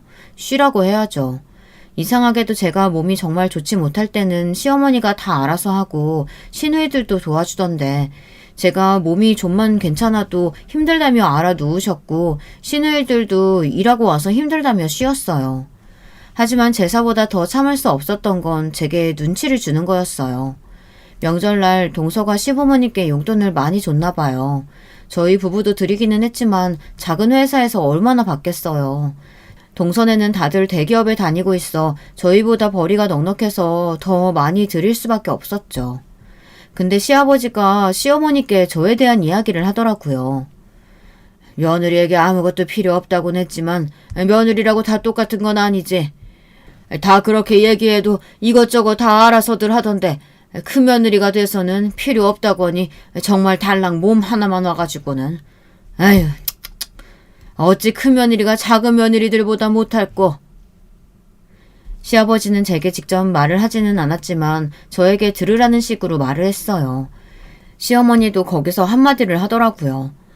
물론 제가 듣는다고 말은 하기는 했지만 속상하더라고요. 또 심지어 그때는 시누이들과 아주버님 동서들이 듣고 있었어요. 저는 부끄러워서 화장실로 도망갔고 조용히 눈물을 훔쳤습니다. 남편은 잠시 담배를 핀다고 나가 있어 그 상황을 알지 못해 있었던 일을 남편에게 말했고 남편은 시아버지 성격이 원래 좀 그렇다며 어쩔 수 없다고 조금만 참으라고 말했습니다. 그 다음날 시누이에게 전화가 왔어요. 네, 형님. 무슨 일이세요? 올케, 잘 지내지? 아니, 아버지가 괜히 그런 소리 하셔서 올케 신경 쓸까봐 전화했지. 저는 처음에 시누이의 말을 듣고 괜히 고마웠습니다. 저를 걱정해서 전화를 주니 고맙더라고요. 근데 올케, 그래도 그렇지 아버지가 그런 소리 했다고 그런 식으로 보는 건 좀 아니라고 생각하는데. 네? 그게 무슨 소리예요? 제가 그런 식으로 보다뇨. 아니 제사하고 나서부터 어머니랑 아버지 막 안 좋게 보는 것 같더라고. 인상도 매일 찌푸리고 있고 가끔은 째려보는 것 같기도 하고. 올케 진짜 그러는 거 아니다? 죄송해요 형님. 제가 너무 힘들어서 그랬나 봐요. 절대 어머님 아버님께 그런 거 아니에요. 아니 뭐 내가 좀 너무 예민한가 생각해서 언니한테 물어봤더니 언니도 그렇게 느끼고 있더라고. 뭐 아니라고 하면 다행이긴 한데 좀 조심해줘. 시누이는 제가 늘 인상을 찌푸리고 있다고 그러더라고요. 임신을 해서 몸이 피곤해 저도 모르게 인상을 찌푸리고 있었는지 저는 아니라고 해명을 했어요. 뭐 제가 저도 모르게 그런 표정을 했을지도 모르니 오해를 할 만하다고 생각을 했지만 억울하더라고요. 하지만 저는 괜히 또 욕을 먹기 싫어 죄송하다고 말했어요. 신우이는 떨떠름한 목소리로 앞으로 조심해달라고 말했죠. 제 인상이 그리 부드러운 편은 아니지만 누군가에게 그런 말을 들을 정도는 아니거든요. 그리고 신우이들끼리 제 얘기를 했다는 게 기분이 나쁘기도 했고 너무 속상해 그날 중학교 친구에게 있었던 일을 말했어요. 친구는 당연히 미친 거 아니냐며 임신한 사람이 제사를 지내고 있는데 당연히 힘든 거 아니냐고 화를 내줬습니다. 그리고 그것도 웃기다. 아니 자기네들이 아무것도 안 해도 된다고 했으면서 안 하니까 뭐라고 눈치 주는 거야? 그리고 그런 소리를 들었으면 괜찮냐고 물어봐야지. 뭐 째려보긴 뭘 째려봐. 진짜 나 참 웃겨가지고. 왜 제가 이런 대접을 받아야 하나 억울하기도 했지만 결혼 때 아무것도 없이 왔으니 할 말이 없었어요. 동서들한테는 그러지 않는 이유가 잘 살고 학벌도 좋아서 그런 건가 괜히 제 자신이 못나 보이더라고요. 이런 생각이 한번 들기 시작하니 계속 들더라고요. 신우와 있었던 이야기를 할까 말까 고민을 했었지만 남편이 수고했다고 안아주는 게 아니겠어요. 평소에 안아주지도 않았는데 그날은 제가 너무 힘들어 보였나 봐요. 저는 순간 울컥해서 모든 사실을 남편에게 말했습니다. 저희 남편이 성질이 있는 편이라 듣자마자 신우에게 전화를 했어요. 저는 괜히 제게 불똥이 튀는 게 아닌가 생각을 했었는데 그래도 물에 있다는 걸 알 건 알아야 한다고 생각해 가만히 있었어요. 그 뒤 역시나 신우이는 그날 일에 대해 얘기를 했습니다. 아니 올케는 좋겠어? 내 동생이 그렇게 잘해주니 얼마나 든든해? 아니 글쎄 내가 저번에 그냥 좀 그래서 올케한테 뭐 좀 말했는데 그걸 듣고는 얘가 어찌나 나한테 뭐라고 하던지 나 진짜 서러웠다. 제가 성질이 좀 더러워? 지 마누라 건드렸다고 나한테 어찌나 화를 내던지. 올케는 좋겠어. 신우는 저를 칭찬하는 척 돌려서 말했어요. 근데 올케는 학교 어디 나왔어? 아니 작은 올케들은 다 서울대 나왔는데 올케만 못 들어서. 근데 갑자기 신우이가 제게 학벌을 물어보는 게 아니겠어요? 형님 왜 말을 못해요? 고졸은 아니시죠? 저 대학은 자퇴했어요. 아니 그럼 고졸이야? 신우이와 동서들은 놀라며 저를 바라봤어요. 저는 또 이걸로 말이 나오겠구나 생각을 했어요. 저 빼고 신우와 동서들은 꽤 친한 편이에요. 신우와 동서들은 모든 이야기를 공유하는 것 같았습니다. 제가 무슨 말을 하던 시어머니와 무슨 일이 있던 동서들은 다 알더라고요. 분명히 저 빼고 단톡방에 있는 것 같았는데 괜히 물어보기도 그래서 그냥 잠자코 있었어요. 근데 이제 제가 고졸이라고 얘기를 했으니 얼마나 또 말이 나올까요? 신우이들도 그리 좋은 학벌은 아닐 텐데 제가 고졸이라고 하니 이때다 싶어 이야깃거리를 만든 것 같더라고요. 그렇죠. 대학은 자퇴했으니까 고졸이 맞죠. 어머, 저 고졸 처음 봐요. 그러게. 아니 내 또래들은 다 대학 나왔는데 올케 고졸은 좀 그렇다. 그러게요. 그래도 다들 아무 대학이라도 가는데 고졸은 좀 힘들겠어요, 형님. 신우이와 동서는 고졸을 처음 본다며 저를 무시했습니다. 순간 제가 다닌 학교를 말하고 싶었지만 저의 과거를 말하고 싶지는 않아서 참았죠. 그날 저는 너무 수치스러워서 펑펑 울었어요. 어디서 이렇게 대접받는 건 처음이었고 부모님이 살아계셨다면 달랐을까, 사업에 실패하지 않았다면 어땠을까 많은 생각이 들었죠. 스트레스를 받아서 그런가 저는 몸이 너무 안 좋아져 더는 회사에 다닐 수가 없게 됐어요. 시어머니는 그래도 일은 다녀야 하지 않겠느냐며 일단 버텨보라고 말을 하더라고요. 저도 버틸 수 있다면 끝까지 버티고 싶었지만 뭔가 모르게 마음이 떠나서 버티고 싶다는 마음보다는 그만두고 싶다는 마음이 더 커졌죠. 시어머니는 제게 유난 떤다고 말했어요. 제가 그렇게 말도 안 될 짓을 했나요? 동서들도 임신하고 다 잘만 다녔는데 저는 작은 회사 하나 못 참고 그만두겠다고 얘기를 한다며 유난이라며 제게 말을 하더라고요. 너무하지 않나요? 힘드냐고 그 말 한마디 물어봐주면 될 텐데 그게 어찌 유난이라고 말을 하는지 너무 섭섭하더라고요. 그리고 며칠 뒤 동서네가 포항에 결혼식이 있어 저희 집에서 자게 됐습니다. 시댁에서 자려고 했는데 결혼식장이 저희 집과 가까워서 저희 집에서 자게 됐어요. 같이 밥 먹고 한잔하며 말을 하는데 서로 정치 얘기를 하더라고요. 저는 정치 얘기를 하는 걸 별로 좋아하지는 않았어요. 가족들이랑도 정치색이 맞지 않으면 싸움이 날 텐데 굳이 왜 얘기를 꺼내겠어요. 심지어 다른 사람과 제 생각이 맞지도 않았어요. 그래서 저는 잠자코 있었습니다. 그때 동서가 그만 이야기하자고 했어요. 형님, 괜히 저희가 어려운 얘기 한 건 아니죠? 아이고, 제가 형수님 모르는 얘기를 꺼냈나요? 죄송합니다. 저 빼고 셋은 다 취해서 혀가 꼬인 채로 제게 말을 했어요. 아니야, 마누라 정치 잘 알아. 에이, 자기 부인이라고 그렇게 또 감싼다. 고졸이 이런 얘기 어떻게 해요? 요즘 사람들 보니까 뭐 고졸이면 뭐 일하느라 정치도 잘 모르고 일만 하던데. 그냥 사람들이 하는 얘기만 알지 잘 모르더라고요. 그래? 우리 마누라 잘 모르나? 그럼 이때껏 사람들이 말한 것만 듣고 나한테 그런 말 했어? 저는 동서보다 남편이 더 얄미웠습니다. 거기서 맞장구를 칠 게 아니라 아니라고 해야 하는 거 아닌가요? 남편은 취해서 저에게 무식하다고 막 웃으며 얘기를 하고 동서도 웃으며 그렇게 말하는 거 아니라며 자기는 그런 말 한 적 없다고 발을 빼는 게 아니겠어요. 정말 여우 같지 않나요? 그래도 뭐 어떡합니까? 취한 사람들에게 아니라고 해명한 것도 웃겨 저도 그냥 가만히 웃으며 있었습니다. 하지만 생각하면 할수록 남편이 너무 밉더라고요. 저는 남편에게 한 소리 해버렸어요. 근데 웬걸 남편은 왜 그런 걸로 화를 내냐며 아무렇지 않게 말을 했습니다. 그리고 그 다음날 저는 동서의 카톡을 보고 열이 받지 않을 수가 없었어요. 동서가 잠깐 씻는다고 식탁 위에 폰을 두고 갔는데 계속 연락이 오더라고요. 보지 않으려고 했지만 궁금해서 슬쩍 봤습니다. 근데 제가 없는 단톡방에서 대화를 불이 나게 하고 있더라고요. 제가 없는 단톡방이 있는 건 지레 짐작으로 눈치채고 있었지만 제 눈으로 보니 더 할 말이 없더라고요. 더 화가 나는 건 제 욕을 하고 있지 않겠어요? 저는 이걸 남편에게 얘기했더니 자기가 말해보겠다며 저를 달래고는 그러니 왜 저보고 남의 폰을 봤냐고 물어보는 겁니다. 거기서 남의 폰을 봤다고 꾸중을 들어야 하는 일인가요? 너무 섭섭해서 그날 처음으로 크게 부부싸움을 했습니다. 남편은 제가 이해가 안 되고 저는 남편이 이해가 안 되고 저희는 일주일 동안 이야기를 하지 않았어요. 그 사이에 저는 일하는 게 점점 힘들어져 그만뒀습니다. 남편에게는 말은 안 했지만 회사 안에서도 제가 고졸이라 조금 무시를 당하는 경우가 종종 있었거든요. 하지만 새로운 시작을 하기에는 무서워 참고 다녔는데 동서들의 무시와 시부모의 무시로 저는 터질 대로 터져버렸어요. 그래서 미련 없이 회사를 그만둘 수 있었어요. 그날 시어머니께 전화가 왔었죠. 회사를 그만뒀다고? 네, 어머니.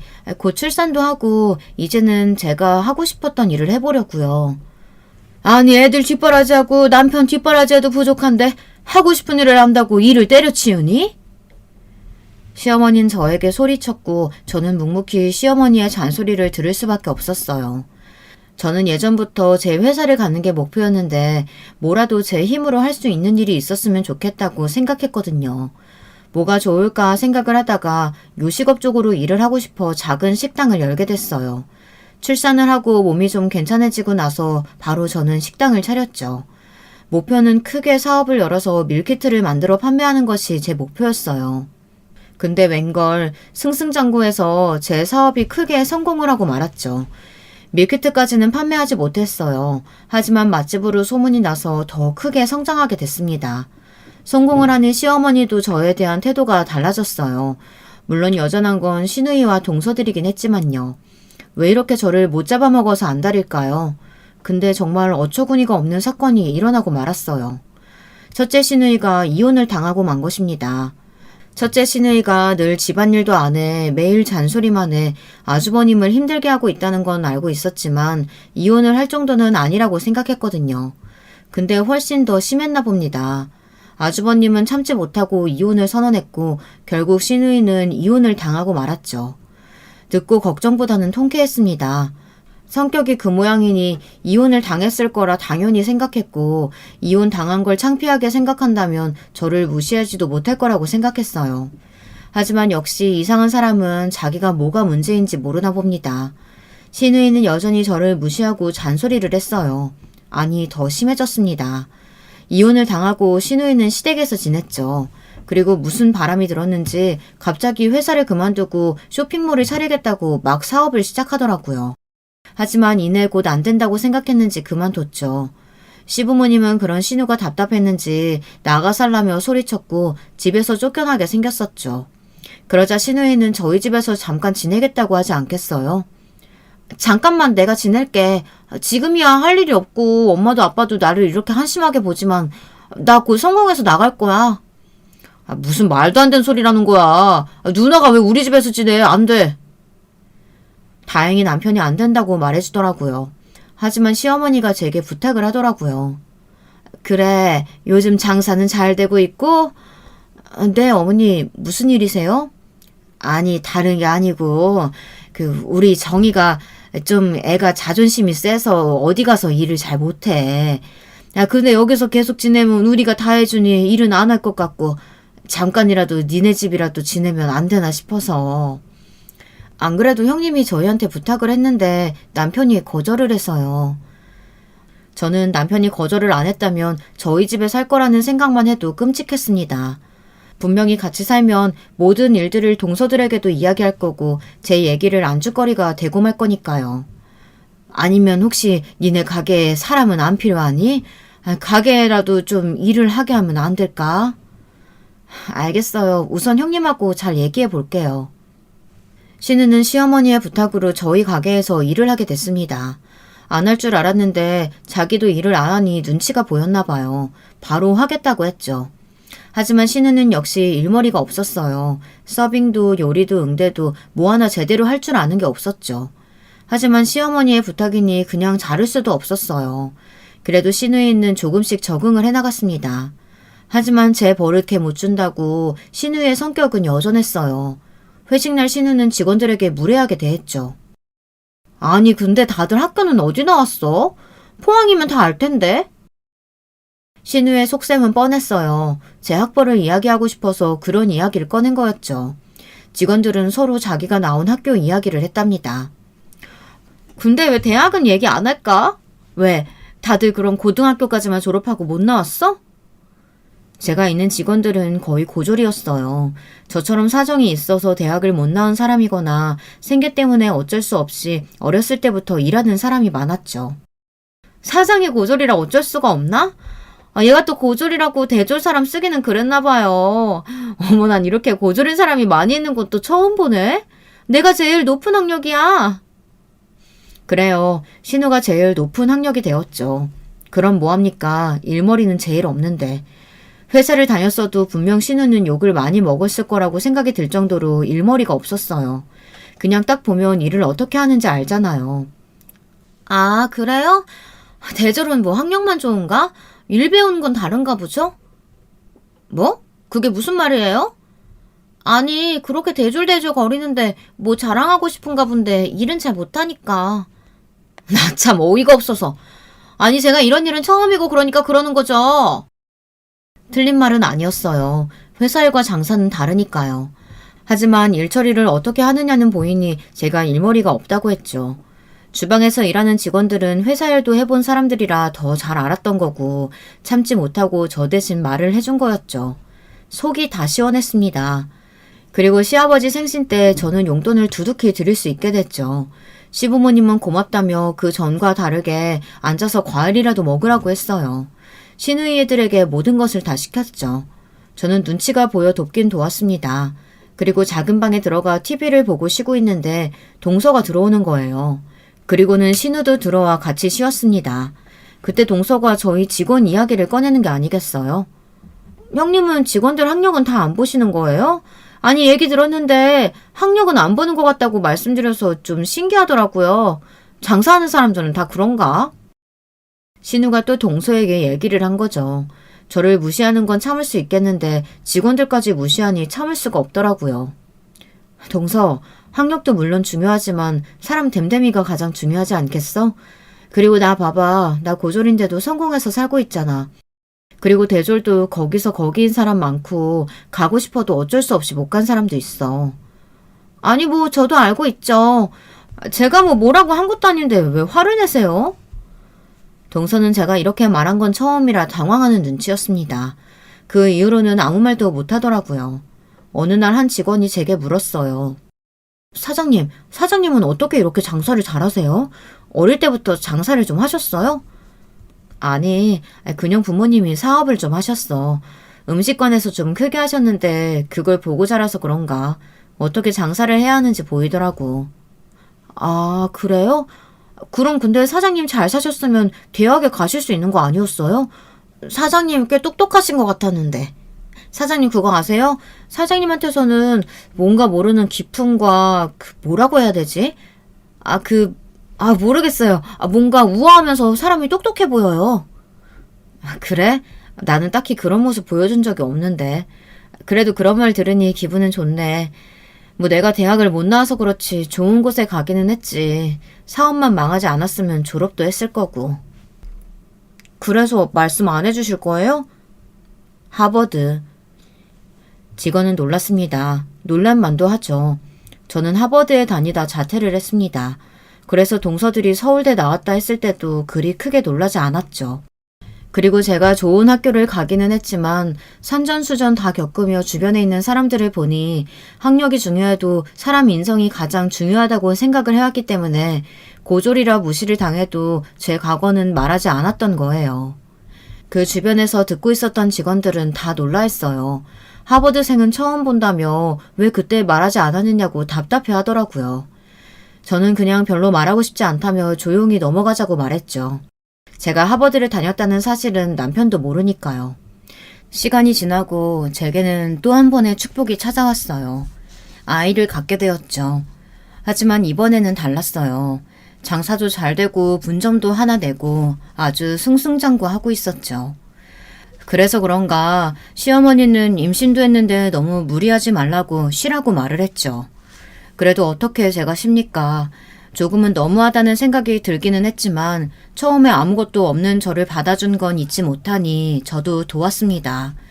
시아버지도 예전에 했던 말이 미안했는지 과일이나 맛있는 음식들을 제 앞에 두고 먹으라고 했어요. 시누이는 입이 대빨 나와서는 투덜투덜 거리며 제사를 지냈어요. 들은 것처럼 시부모님은 더는 저를 건드리지 않았어요. 제가 성공했으니 얼마나 다행인가요. 아니었으면 그대로 저는 시댁살이를 할 수밖에 없었을 겁니다. 하지만 시부모님이 저를 예뻐할수록 시누이는 저를 더 미워했어요. 시누이가 저를 미워할수록 동서들은 저를 무시하기 바빴고요. 그래도 동서들은 참을 수 있었어요. 볼 일이 자주 없었기 때문에 그냥 참고 넘길 수 있었죠. 그리고 솔직히 지금이야 이래도 예전엔 더 잘 나가는 친구들도 있었고 그냥 자기네들이 좀 더 우월하다고 생각을 하면 그렇게라도 살라고 내버려두고 저는 저대로 살아가고 싶었죠. 하지만 날이 가면 갈수록 시누이의 행동은 더 심해져 갔어요. 엄마 진짜 너무한 거 아니야? 아니 처음에는 그렇게 잡아먹더니 왜 이제 와서 잘해주는 건데? 시누이는 시어머니께 저한테 왜 잘해주냐고 따지는 게 아니겠어요. 그래서 저도 물어봤어요. 형님, 아니 제가 도대체 형님께 잘못한 것도 없는데 왜 자꾸 저를 못 잡아먹어서 안달이세요? 어머, 얘 말하는 싸가지 봐? 뭐? 못 잡아먹어서 안달? 얘 너는 그냥 사람을 좀 무시하는 그런 게 있어. 너는 모르지? 시누이는 제가 사람을 무시한다며 막 뭐라고 하는 겁니다. 정작 무시하는 사람은 자기면서. 처음에는 둘째 시누이도 저에게 뭐라고 했었는데 점점 심하다고 느꼈는지 제게 사과를 하더라고요. 하지만 첫째 시누이는 자신의 잘못을 모르고 더 심하게 행동을 하고 더 심하게 무시를 하는데 누가 누구 보고 무시를 한다고 하는지 저는 참지 못하고 대꾸를 했습니다. 형님, 누가 누구 보고 무시를 한다는 거예요? 심한 거 모르세요? 그래도 작은 형님은 제게 사과라도 했지. 형님은 자기가 뭘 잘못한지도 모르고 저한테 왜 그러세요? 뭐? 너 말 다 했니? 왜요? 동서한테 제 얘기 이것저것 다 하고 잔소리는 잔소리대로 일하다 실수하면 다 남 탓. 그리고 제가 뭐라고 하면 동서한테 욕하고 성격이 그러니까 이혼이나 당하죠. 저는 그 말을 해서는 안 될 말을 하고 말았어요. 그때 저는 뺨을 맞고 말았죠. 시어머니에게요. 너는 성공했다고 오냐오냐 해주니까 아주 우습지? 저는 뺨을 맞은 것도 충격인데 시어머니에게 맞으니 너무 놀랐습니다. 신우이는 놀라지도 않고 고소하다는 식으로 웃고 있더라고요. 그 상황에서 웃고 있다는 게 말이 된다고 생각하세요? 그러고는 신우이는 억울하다며 자기는 욕을 한 적이 없다고 악어의 눈물을 짜내듯 울더라고요. 저는 그 자리에서 뛰어나갔습니다. 하필이면 만삭일 때라 몸이 무거워 제대로 뛰지도 못하고 서러워서 집에 나와 간 곳은 계단이었어요. 그리고 그 다음날 당연히 신우는 그 사건이 있었으니 안 왔을 거라고 생각했는데 나왔더라고요. 뻔뻔하게 웃으면서요, 제게 말을 걸었습니다. 어제 일은 내가 사과 안 받을게. 나도 잘한 건 없으니까. 우리 그냥 넘기자. 어이가 없었습니다. 신우는 오히려 사과는 됐다며 제게 말하더라고요. 그리고는 일을 하는데 화가 머리끝까지 났었죠. 그래서 저는 일을 안 나와도 된다고 말했어요. 뭐? 아니 잠깐만. 어이가 없네? 지금 화낼 사람이 누군데? 너 화나서 막 사람 잘라도 되는 거야? 신이는 그 자리에서 앞치마를 벗고 가게를 나갔어요. 몇 시간 뒤 시어머니께 연락이 왔습니다. 처음에는 받지 않았어요. 하지만 계속 전화가 와서 어쩔 수 없이 받았죠. 그래, 뺨은 괜찮니? 네. 미안하다. 내가 화가 나서 흥분을 좀 했다. 그래도 애를 이런 식으로 잘라버리면 어떡하니? 어머님, 저도 많이 참았어요. 시어머니는 아무 말도 하지 않으시다 한마디 꺼냈어요. 그래도 참아야지. 저는 더는 할 말이 없어 끊었습니다. 참아야지. 그래도 참아야지가 맞다고 보시나요? 제가 더 얼마나 참아야 할까요? 저는 남편에게 이 사실을 다 말했어요. 남편도 어느 정도 짐작은 하고 있더라고요. 뺨이 부어서 왔는데 당연히 이상하다고 생각했겠죠. 하지만 제가 말할 때까지 기다렸고 제가 모든 사실을 말하자 남편은 바로 시댁으로 갔어요. 당연히 저는 가지 않았고요. 남편이 뭐라고 했는지는 모르겠지만 그 이후로 신우이에게 연락이 왔습니다. 네, 형님. 올케. 내가 미안. 잘못했어. 신우이는 억지로 사과하는 것 같아 보였지만 저는 사과를 받았어요. 그리고는 신우가 일 나가면 안 되느냐고 물어보더라고요. 아마도 일이 아니었음 사과는 하지 않았겠죠. 저는 고민을 많이 했어요. 그래도 같이 일을 해야 할지 아니면 잘라야 할지. 그래도 시어머니의 부탁이었으니 들어주기로 했습니다. 또 저는 후회할 짓을 선택한 거지만 그래도 남편 누나이기도 하니 어쩌겠어요.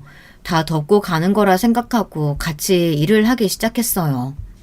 그 사건이 있는 이후 정신을 좀 차렸는지 전보다는 많이 심하게 대하지는 않았습니다.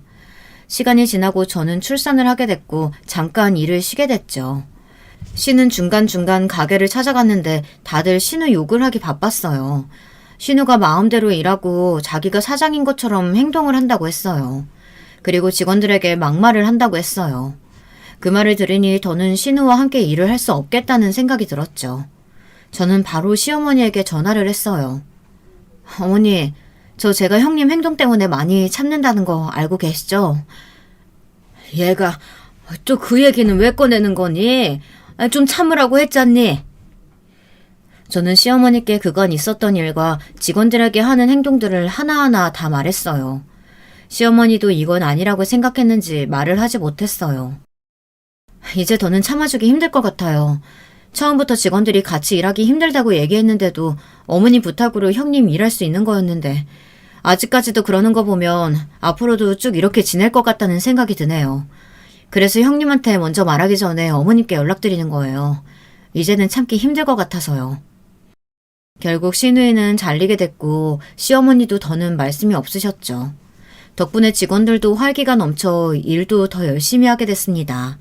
그런 직원들을 보면 괜히 신우이와 함께 일하게 해서 스트레스를 받게 했나 좀 미안하기도 했습니다. 그리고 얼마 안 가 신우이 생일이었는데 신우이가 본점 식당에서 밥을 먹자고 하는 게 아니겠어요. 또 얼마나 진상짓을 할까 걱정했지만 시부모님과 남편은 좋다고 말했죠. 보통은 신우 생일까지 챙기지는 않는데 신우가 제가 얄미웠나 봅니다. 신우 생일을 축하하는 날이 되었습니다. 신우 생일은 평일인데 신우가 동서들과도 같이 먹고 싶다고 해서 주말에 다 같이 축하를 하기로 했죠. 저는 동서들까지 부를 줄은 몰랐어요. 얼마나 저를 씹고 다녔을까요? 생각만 해도 지긋지긋했습니다. 또 저를 얼마나 무시할까요? 신우이와 동서는 역시나 가까이 앉아 자기들끼리 히히낙낙 웃으며 얘기를 하고 있었어요. 그나마 양심이 있는 둘째 신우이는 말하지 않았지만 첫째와 동서들은 쏙닥쏙닥 자기네들끼리 뭔가를 얘기하더라고요. 그때 동서가 제게 말을 걸었어요. 형님, 근데 형님도 이제 사장인데 학점은행제라도 들어서 대학 졸업장은 따야 하는 거 아니에요? 사업에 성공하면 그래도 사람들이 이것저것 물어볼 텐데 대학이라도 나왔다고 말해야 되지 않겠어요?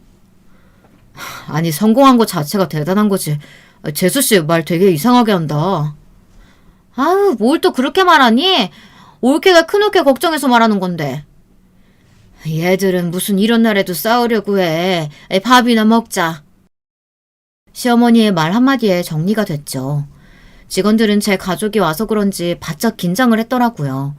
좋게 보여야 한다며 직원들은 저희 시댁 식구들에게 친절히 대해줬죠. 그런데 신우와 동서의 태도가 그렇게 좋게 보이지는 않더라고요. 예의 없게 행동하는 건 아니지만 그렇다고 친절하게 대하는 것도 아니었어요. 퉁명스럽게 대한다고 해야 하나? 좀 무시하는 것 같았어요. 그걸 남편도 느꼈는지 남편이 한 소리 하더라고요. 재수씨, 말이 왜 그래? 아니, 재수씨, 오늘 좀 까칠하다. 이상하네. 너는 왜 자꾸 괴롭히고 있어? 조용히 밥이나 먹어. 시어머니는 동서를 감싸고 있어서 남편도 더는 말을 못했어요. 근데 그때 누군가 저에게 말을 거는 거 아니겠어요? 고등학교 때 친구가 있는 거예요. 어머, 너 희수 맞지? 친구는 저를 알아보고 반갑게 말을 걸었어요. 저도 반갑기는 했지만 여기서 고등학교 친구를 볼 줄은 몰랐었죠. 괜히 불편하기는 했지만 저도 반갑게 인사를 해줬어요. 안녕, 오랜만이다. 어떻게 여기서 본대? 한국엔 아예 들어온 거야? 신기하다, 얘. 친구는 잠깐 한국 여행을 하러 왔다고 했어요. 친구 남편이 저희 가게 음식을 꼭 먹어보고 싶다고 해서 여기까지 오게 된 거죠. 안녕하세요. 근데 여기 사장님 아니세요? 친구 남편은 저를 어떻게 알아봤는지 저를 알고 있더라고요. 네, 어떻게 아셨어요? 얘도 모를 텐데. 친구가 여기에 왔었는데 맛있다면서 사장님이랑 찍은 사진을 보여줬었어요. 혹시 기억나세요? 그 갈색 곱슬머리에 키 엄청 큰 외국인이 사진 찍자고 한 적 없으세요? 기억이 안 날 수가 없었어요. 예전에 한번 외국인이 너무 맛있다며 제게 감동을 받았다고 하고 사진을 같이 찍자고 했었거든요. 근데 그게 친구 남편의 친구라니 참 인연이라는 게 어떻게 만날지 모르겠더라고요. 그리고 그때 직원들이 저보고 영어 쓰는 거 처음 본다면서 영어 엄청 잘한다고 다들 저를 보며 대단하다고 치켜 세워줬는데 당연한 일이 그때는 얼마나 제 자존감을 높여주던지 그날 일은 잊을 수가 없었죠. 근데 그때 신우이가 제 친구한테 말을 걸었어요. 안녕하세요. 저희 올케 잘 아시나 봐요? 저희 올케 친구? 네, 안녕하세요. 고등학교 친구예요. 어머, 형님 학교 다닐 때 어땠어요? 무슨 고등학교 나오셨대? 뭐 어디 여상? 네? 그 친구는 저희 집이 망한 걸 알고 있었기 때문에 말을 함부로 하지 않았어요. 여상이라고 듣자마자 저를 쳐다보더라고요.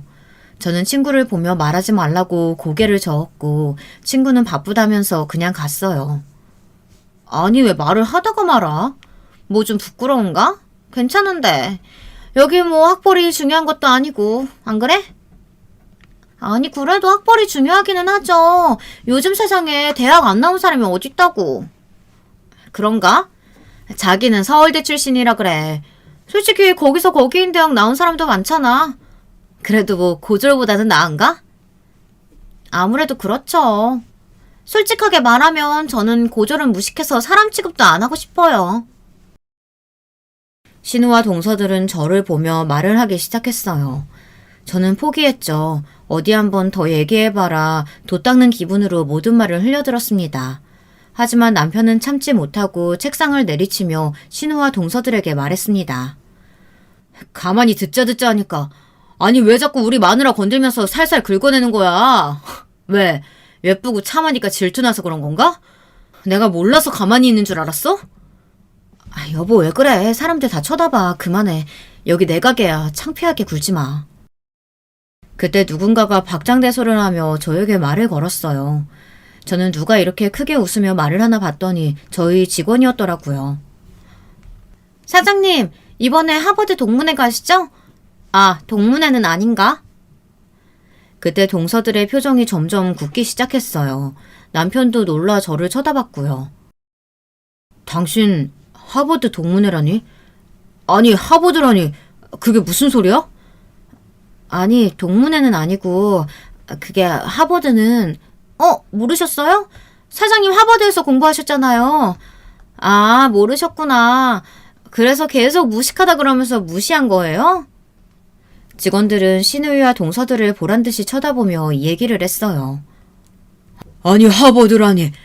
우리 집안에 그럼 서울대와 하버드가 같이 있는 건가? 우리 집안 며느리들이 참 머리 하나는 좋구만. 하버드라는 말을 듣자 시부모님은 저를 보는 눈빛이 전보다 더 자랑스럽다는 듯이 쳐다봤습니다. 아니, 하버드는 뭐 아무나 가는 줄 알아? 올케 뭐 잘 사는 집안도 아니잖아. 한두 푼 드는 줄 알아? 아, 제가 어렸을 땐 좀 잘 살아서요. 고등학교도 여상이 아니라 외국에서 나와서 좀 쉽게 갈 수 있었어요. 저도 이제는 모르겠다. 그냥 다 말했습니다. 졸업은 하지 않아서 동문회는 갈 수 없지만 직원들이 저를 생각해서 말해줬으니 저도 떳떳하게 말하기로 결심했죠. 하버드 얘기가 나오자마자 동서들 말수가 급격하게 줄어들었고 시어머니도 동서들과 신우에게 한 소리를 하더라고요. 너네 그러는 거 아니다. 얘 봐라. 좋은 집안에서 좋은 학교 다녔는데도 말도 안 하고 이렇게 말 한마디 없이 지가 사업 시작해서 성공했으니 어찌나 대단하니? 그리고 너는 형님이나 됐으면서 밑에 올케들 보기 부끄럽지도 않아? 그날 이후 신우와 동서들은 더는 제게 말을 하지 않았어요. 그리고 시부모님은 저를 더 좋아하게 됐죠. 동서들은 그날 제게 연락이 와 미안하다고 반성하게 됐다고 제게 연신 사과를 했어요. 거기서 뭐 더 일을 크게 벌릴 생각은 없어서 이제라도 이런 말을 했으면 됐다고 앞으로는 사람 무시하지 말고 겸손하게 살라고 말했죠. 하지만 신우는 좀 달랐습니다. 신우이는 오히려 자기를 가지고 놀았다며 제게 화를 내는 게 아니겠어요? 올케도 정말 너무한다. 내가 그런 말 했으면 똑바로 말을 해야 할 거 아니야. 지금 내가 안 좋은 대학 나왔다고 무시하는 거야?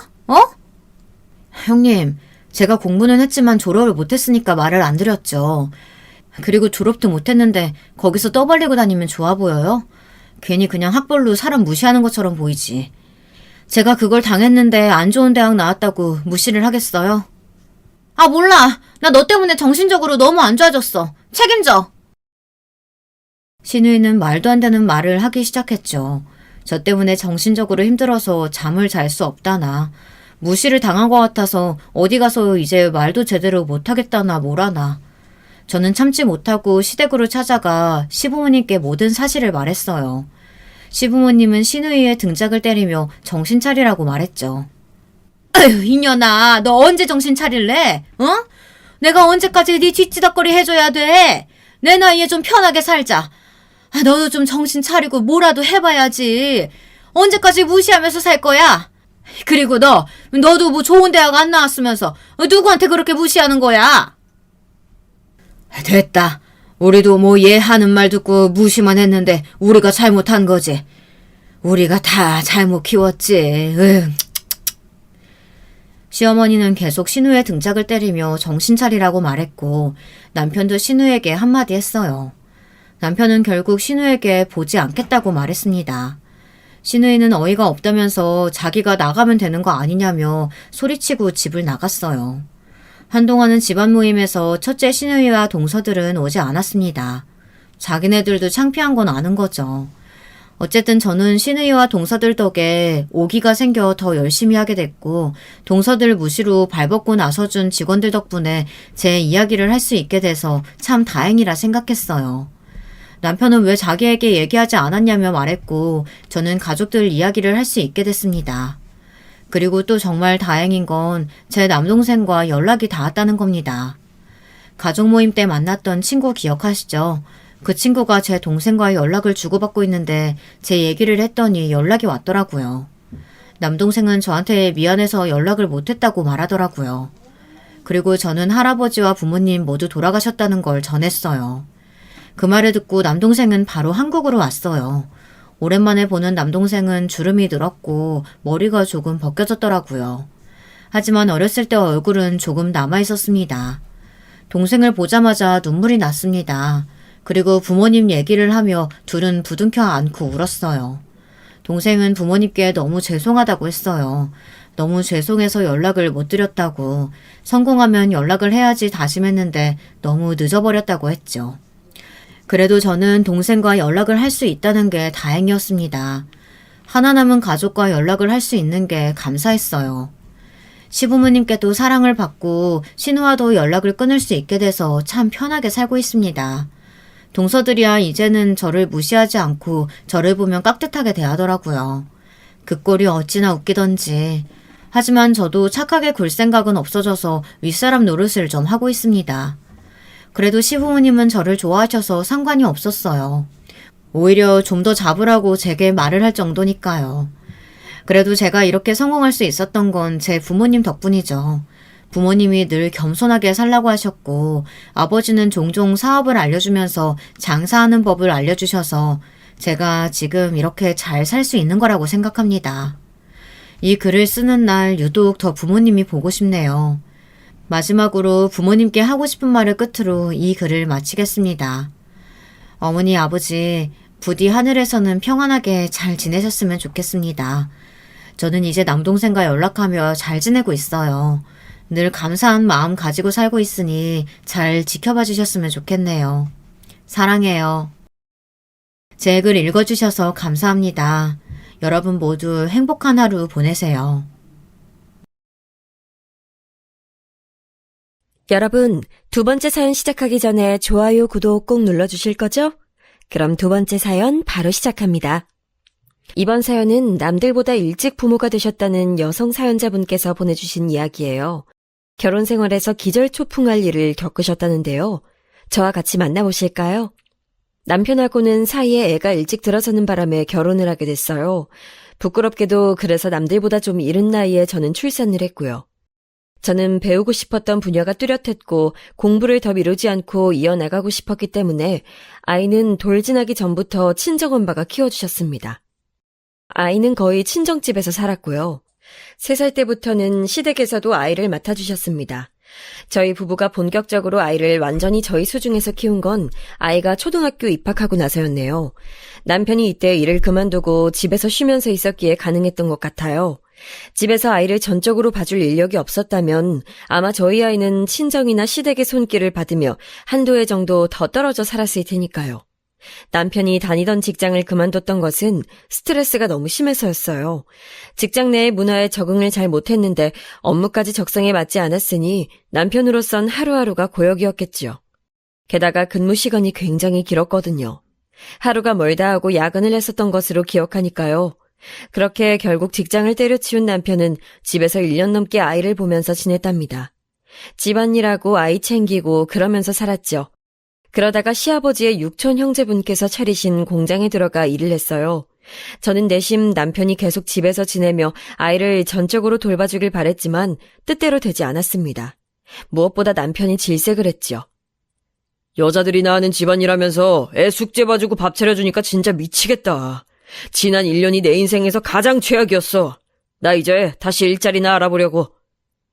남자들은 집안일 하지 말란 법 있어? 그리고 남의 애 돌봐주는 것도 아니고 우리 하나뿐인 딸인데 뭘 그렇게 힘들어해. 직장생활 너무 지옥 같아서 떠올리기만 해도 속이 울렁거린다고 했잖아. 그래놓고 다시 직장인으로 돌아갈 수 있겠어? 더 이상 집에서만 내 효용의 가치를 증명하는 건 못 해먹겠어. 내 영혼이 좀 먹히는 느낌이 든다고. 알아? 우리 딸 정말 눈에 넣어도 안 아플 만큼 소중하고 사랑스러운 건 맞는데 내 일상을 전부 애한테 투자하는 건 진짜 아닌 것 같아. 내가 네 눈치 보느라 말을 안 해서 그런 거지. 나 이런 생각한 지 벌써 몇 달 됐어. 참다가 말하는 거야. 네가 나 집안일하고 마트에서 장이나 봐오고 이렇게 사는 걸 좋아하는 것 같아서. 근데 이젠 도저히 안 되겠다. 이러다가 나 말라 죽을 것 같아. 직장 생활하는 게 감당 안 돼서 두려운 마음에 망설였던 건데 혹시 일자리 주선해 주실 수 있냐고 아버지랑 친척 어르신들한테 연락 돌려보려고. 그런 대로 들어가면 일반 직장보다야 훨씬 낫겠지. 그래, 정 그렇다면 알겠어. 솔직히 애는 돌볼 인력 구하려면 얼마든지 구할 수 있으니까. 그치만 자기가 사회생활 다시 해보고 힘들다 싶으면 언제든지 그만두고 집에 있어도 되니까 이 점만 알아줘. 난 정말로 자기가 걱정돼서 그래. 직장생활 때문에 스트레스 받아서 위경련까지 일으켰던 남편이 걱정돼서 저는 차분히 말해줬던 거예요. 언제든지 돈 벌러 나가는 일 때려치우고 집으로 돌아와도 된다고요. 아무래도 아이가 워낙 어렸을 때부터 자기 부모가 아닌 조부모 손에서 자란 기간이 길다 보니까 이왕이면 저희 남편의 돌봄을 받으며 많은 시간 함께하면서 그렇게 계속 지내기를 바라기도 했었죠. 경제적으로 저희 집이 딱히 염려될 게 없었고 무엇보다 제가 전도 유망했기 때문에 남편한테 돈 가지고 압박을 줄 게 없었기에 가질 수 있는 마음이었네요. 그렇지만 시아버지를 통해 일자리를 얻게 된 남편은 그곳에 정착해버렸어요. 아무래도 가족회사이다 보니까 많은 편의를 그쪽에서 봐준 게 유효했던 것이겠죠. 그렇게 얼마간의 세월이 흘렀고요. 저희 아이가 중학교 올라가고 나서부터 부부관계가 살짝 삐그덕거리기 시작했어요. 그 시기가 어떤 시점이었는가 하면 저는 이제 저의 자리를 완연히 잡아서 안정적으로 일상을 나고 있던 때였고요. 남편 역시도 그 공장에서 자기 역할을 딱 고정하고 일을 하고 있었으며 아이는 자기 주관이 강해지는 사춘기에 돌입한 때였지요. 어떻게 보자면 저희 집은 딱 알맞은 궤도에 올라서 이제 평탄한 모습으로 계속 세월과 함께 익어가는 과정만 남은 것이었어요. 그러나 이 시기부터 남편이랑 사이가 서먹서먹해지고 약간 겉돌게 될 줄은 상상도 못했었네요. 기껏 사회적으로 자리를 다 잡아놨더니 정작 집안에서는 불협화음이라는 게 너무 마음이 씁쓸했고요. 사실 저희 아이가 초등학교 5학년 때 남편이랑 진지하게 대화를 나눴었어요. 저도 생각만 가끔 하고 있던 걸 남편이 먼저 말로 꺼내는데 슬슬 둘째를 갖는 게 어떠냐는 것이었지요. 우리 더 늦기 전에 둘째를 갖는 게 어때? 나도 지금 다니는 일에 녹아들었다는 확신이 이제야 들고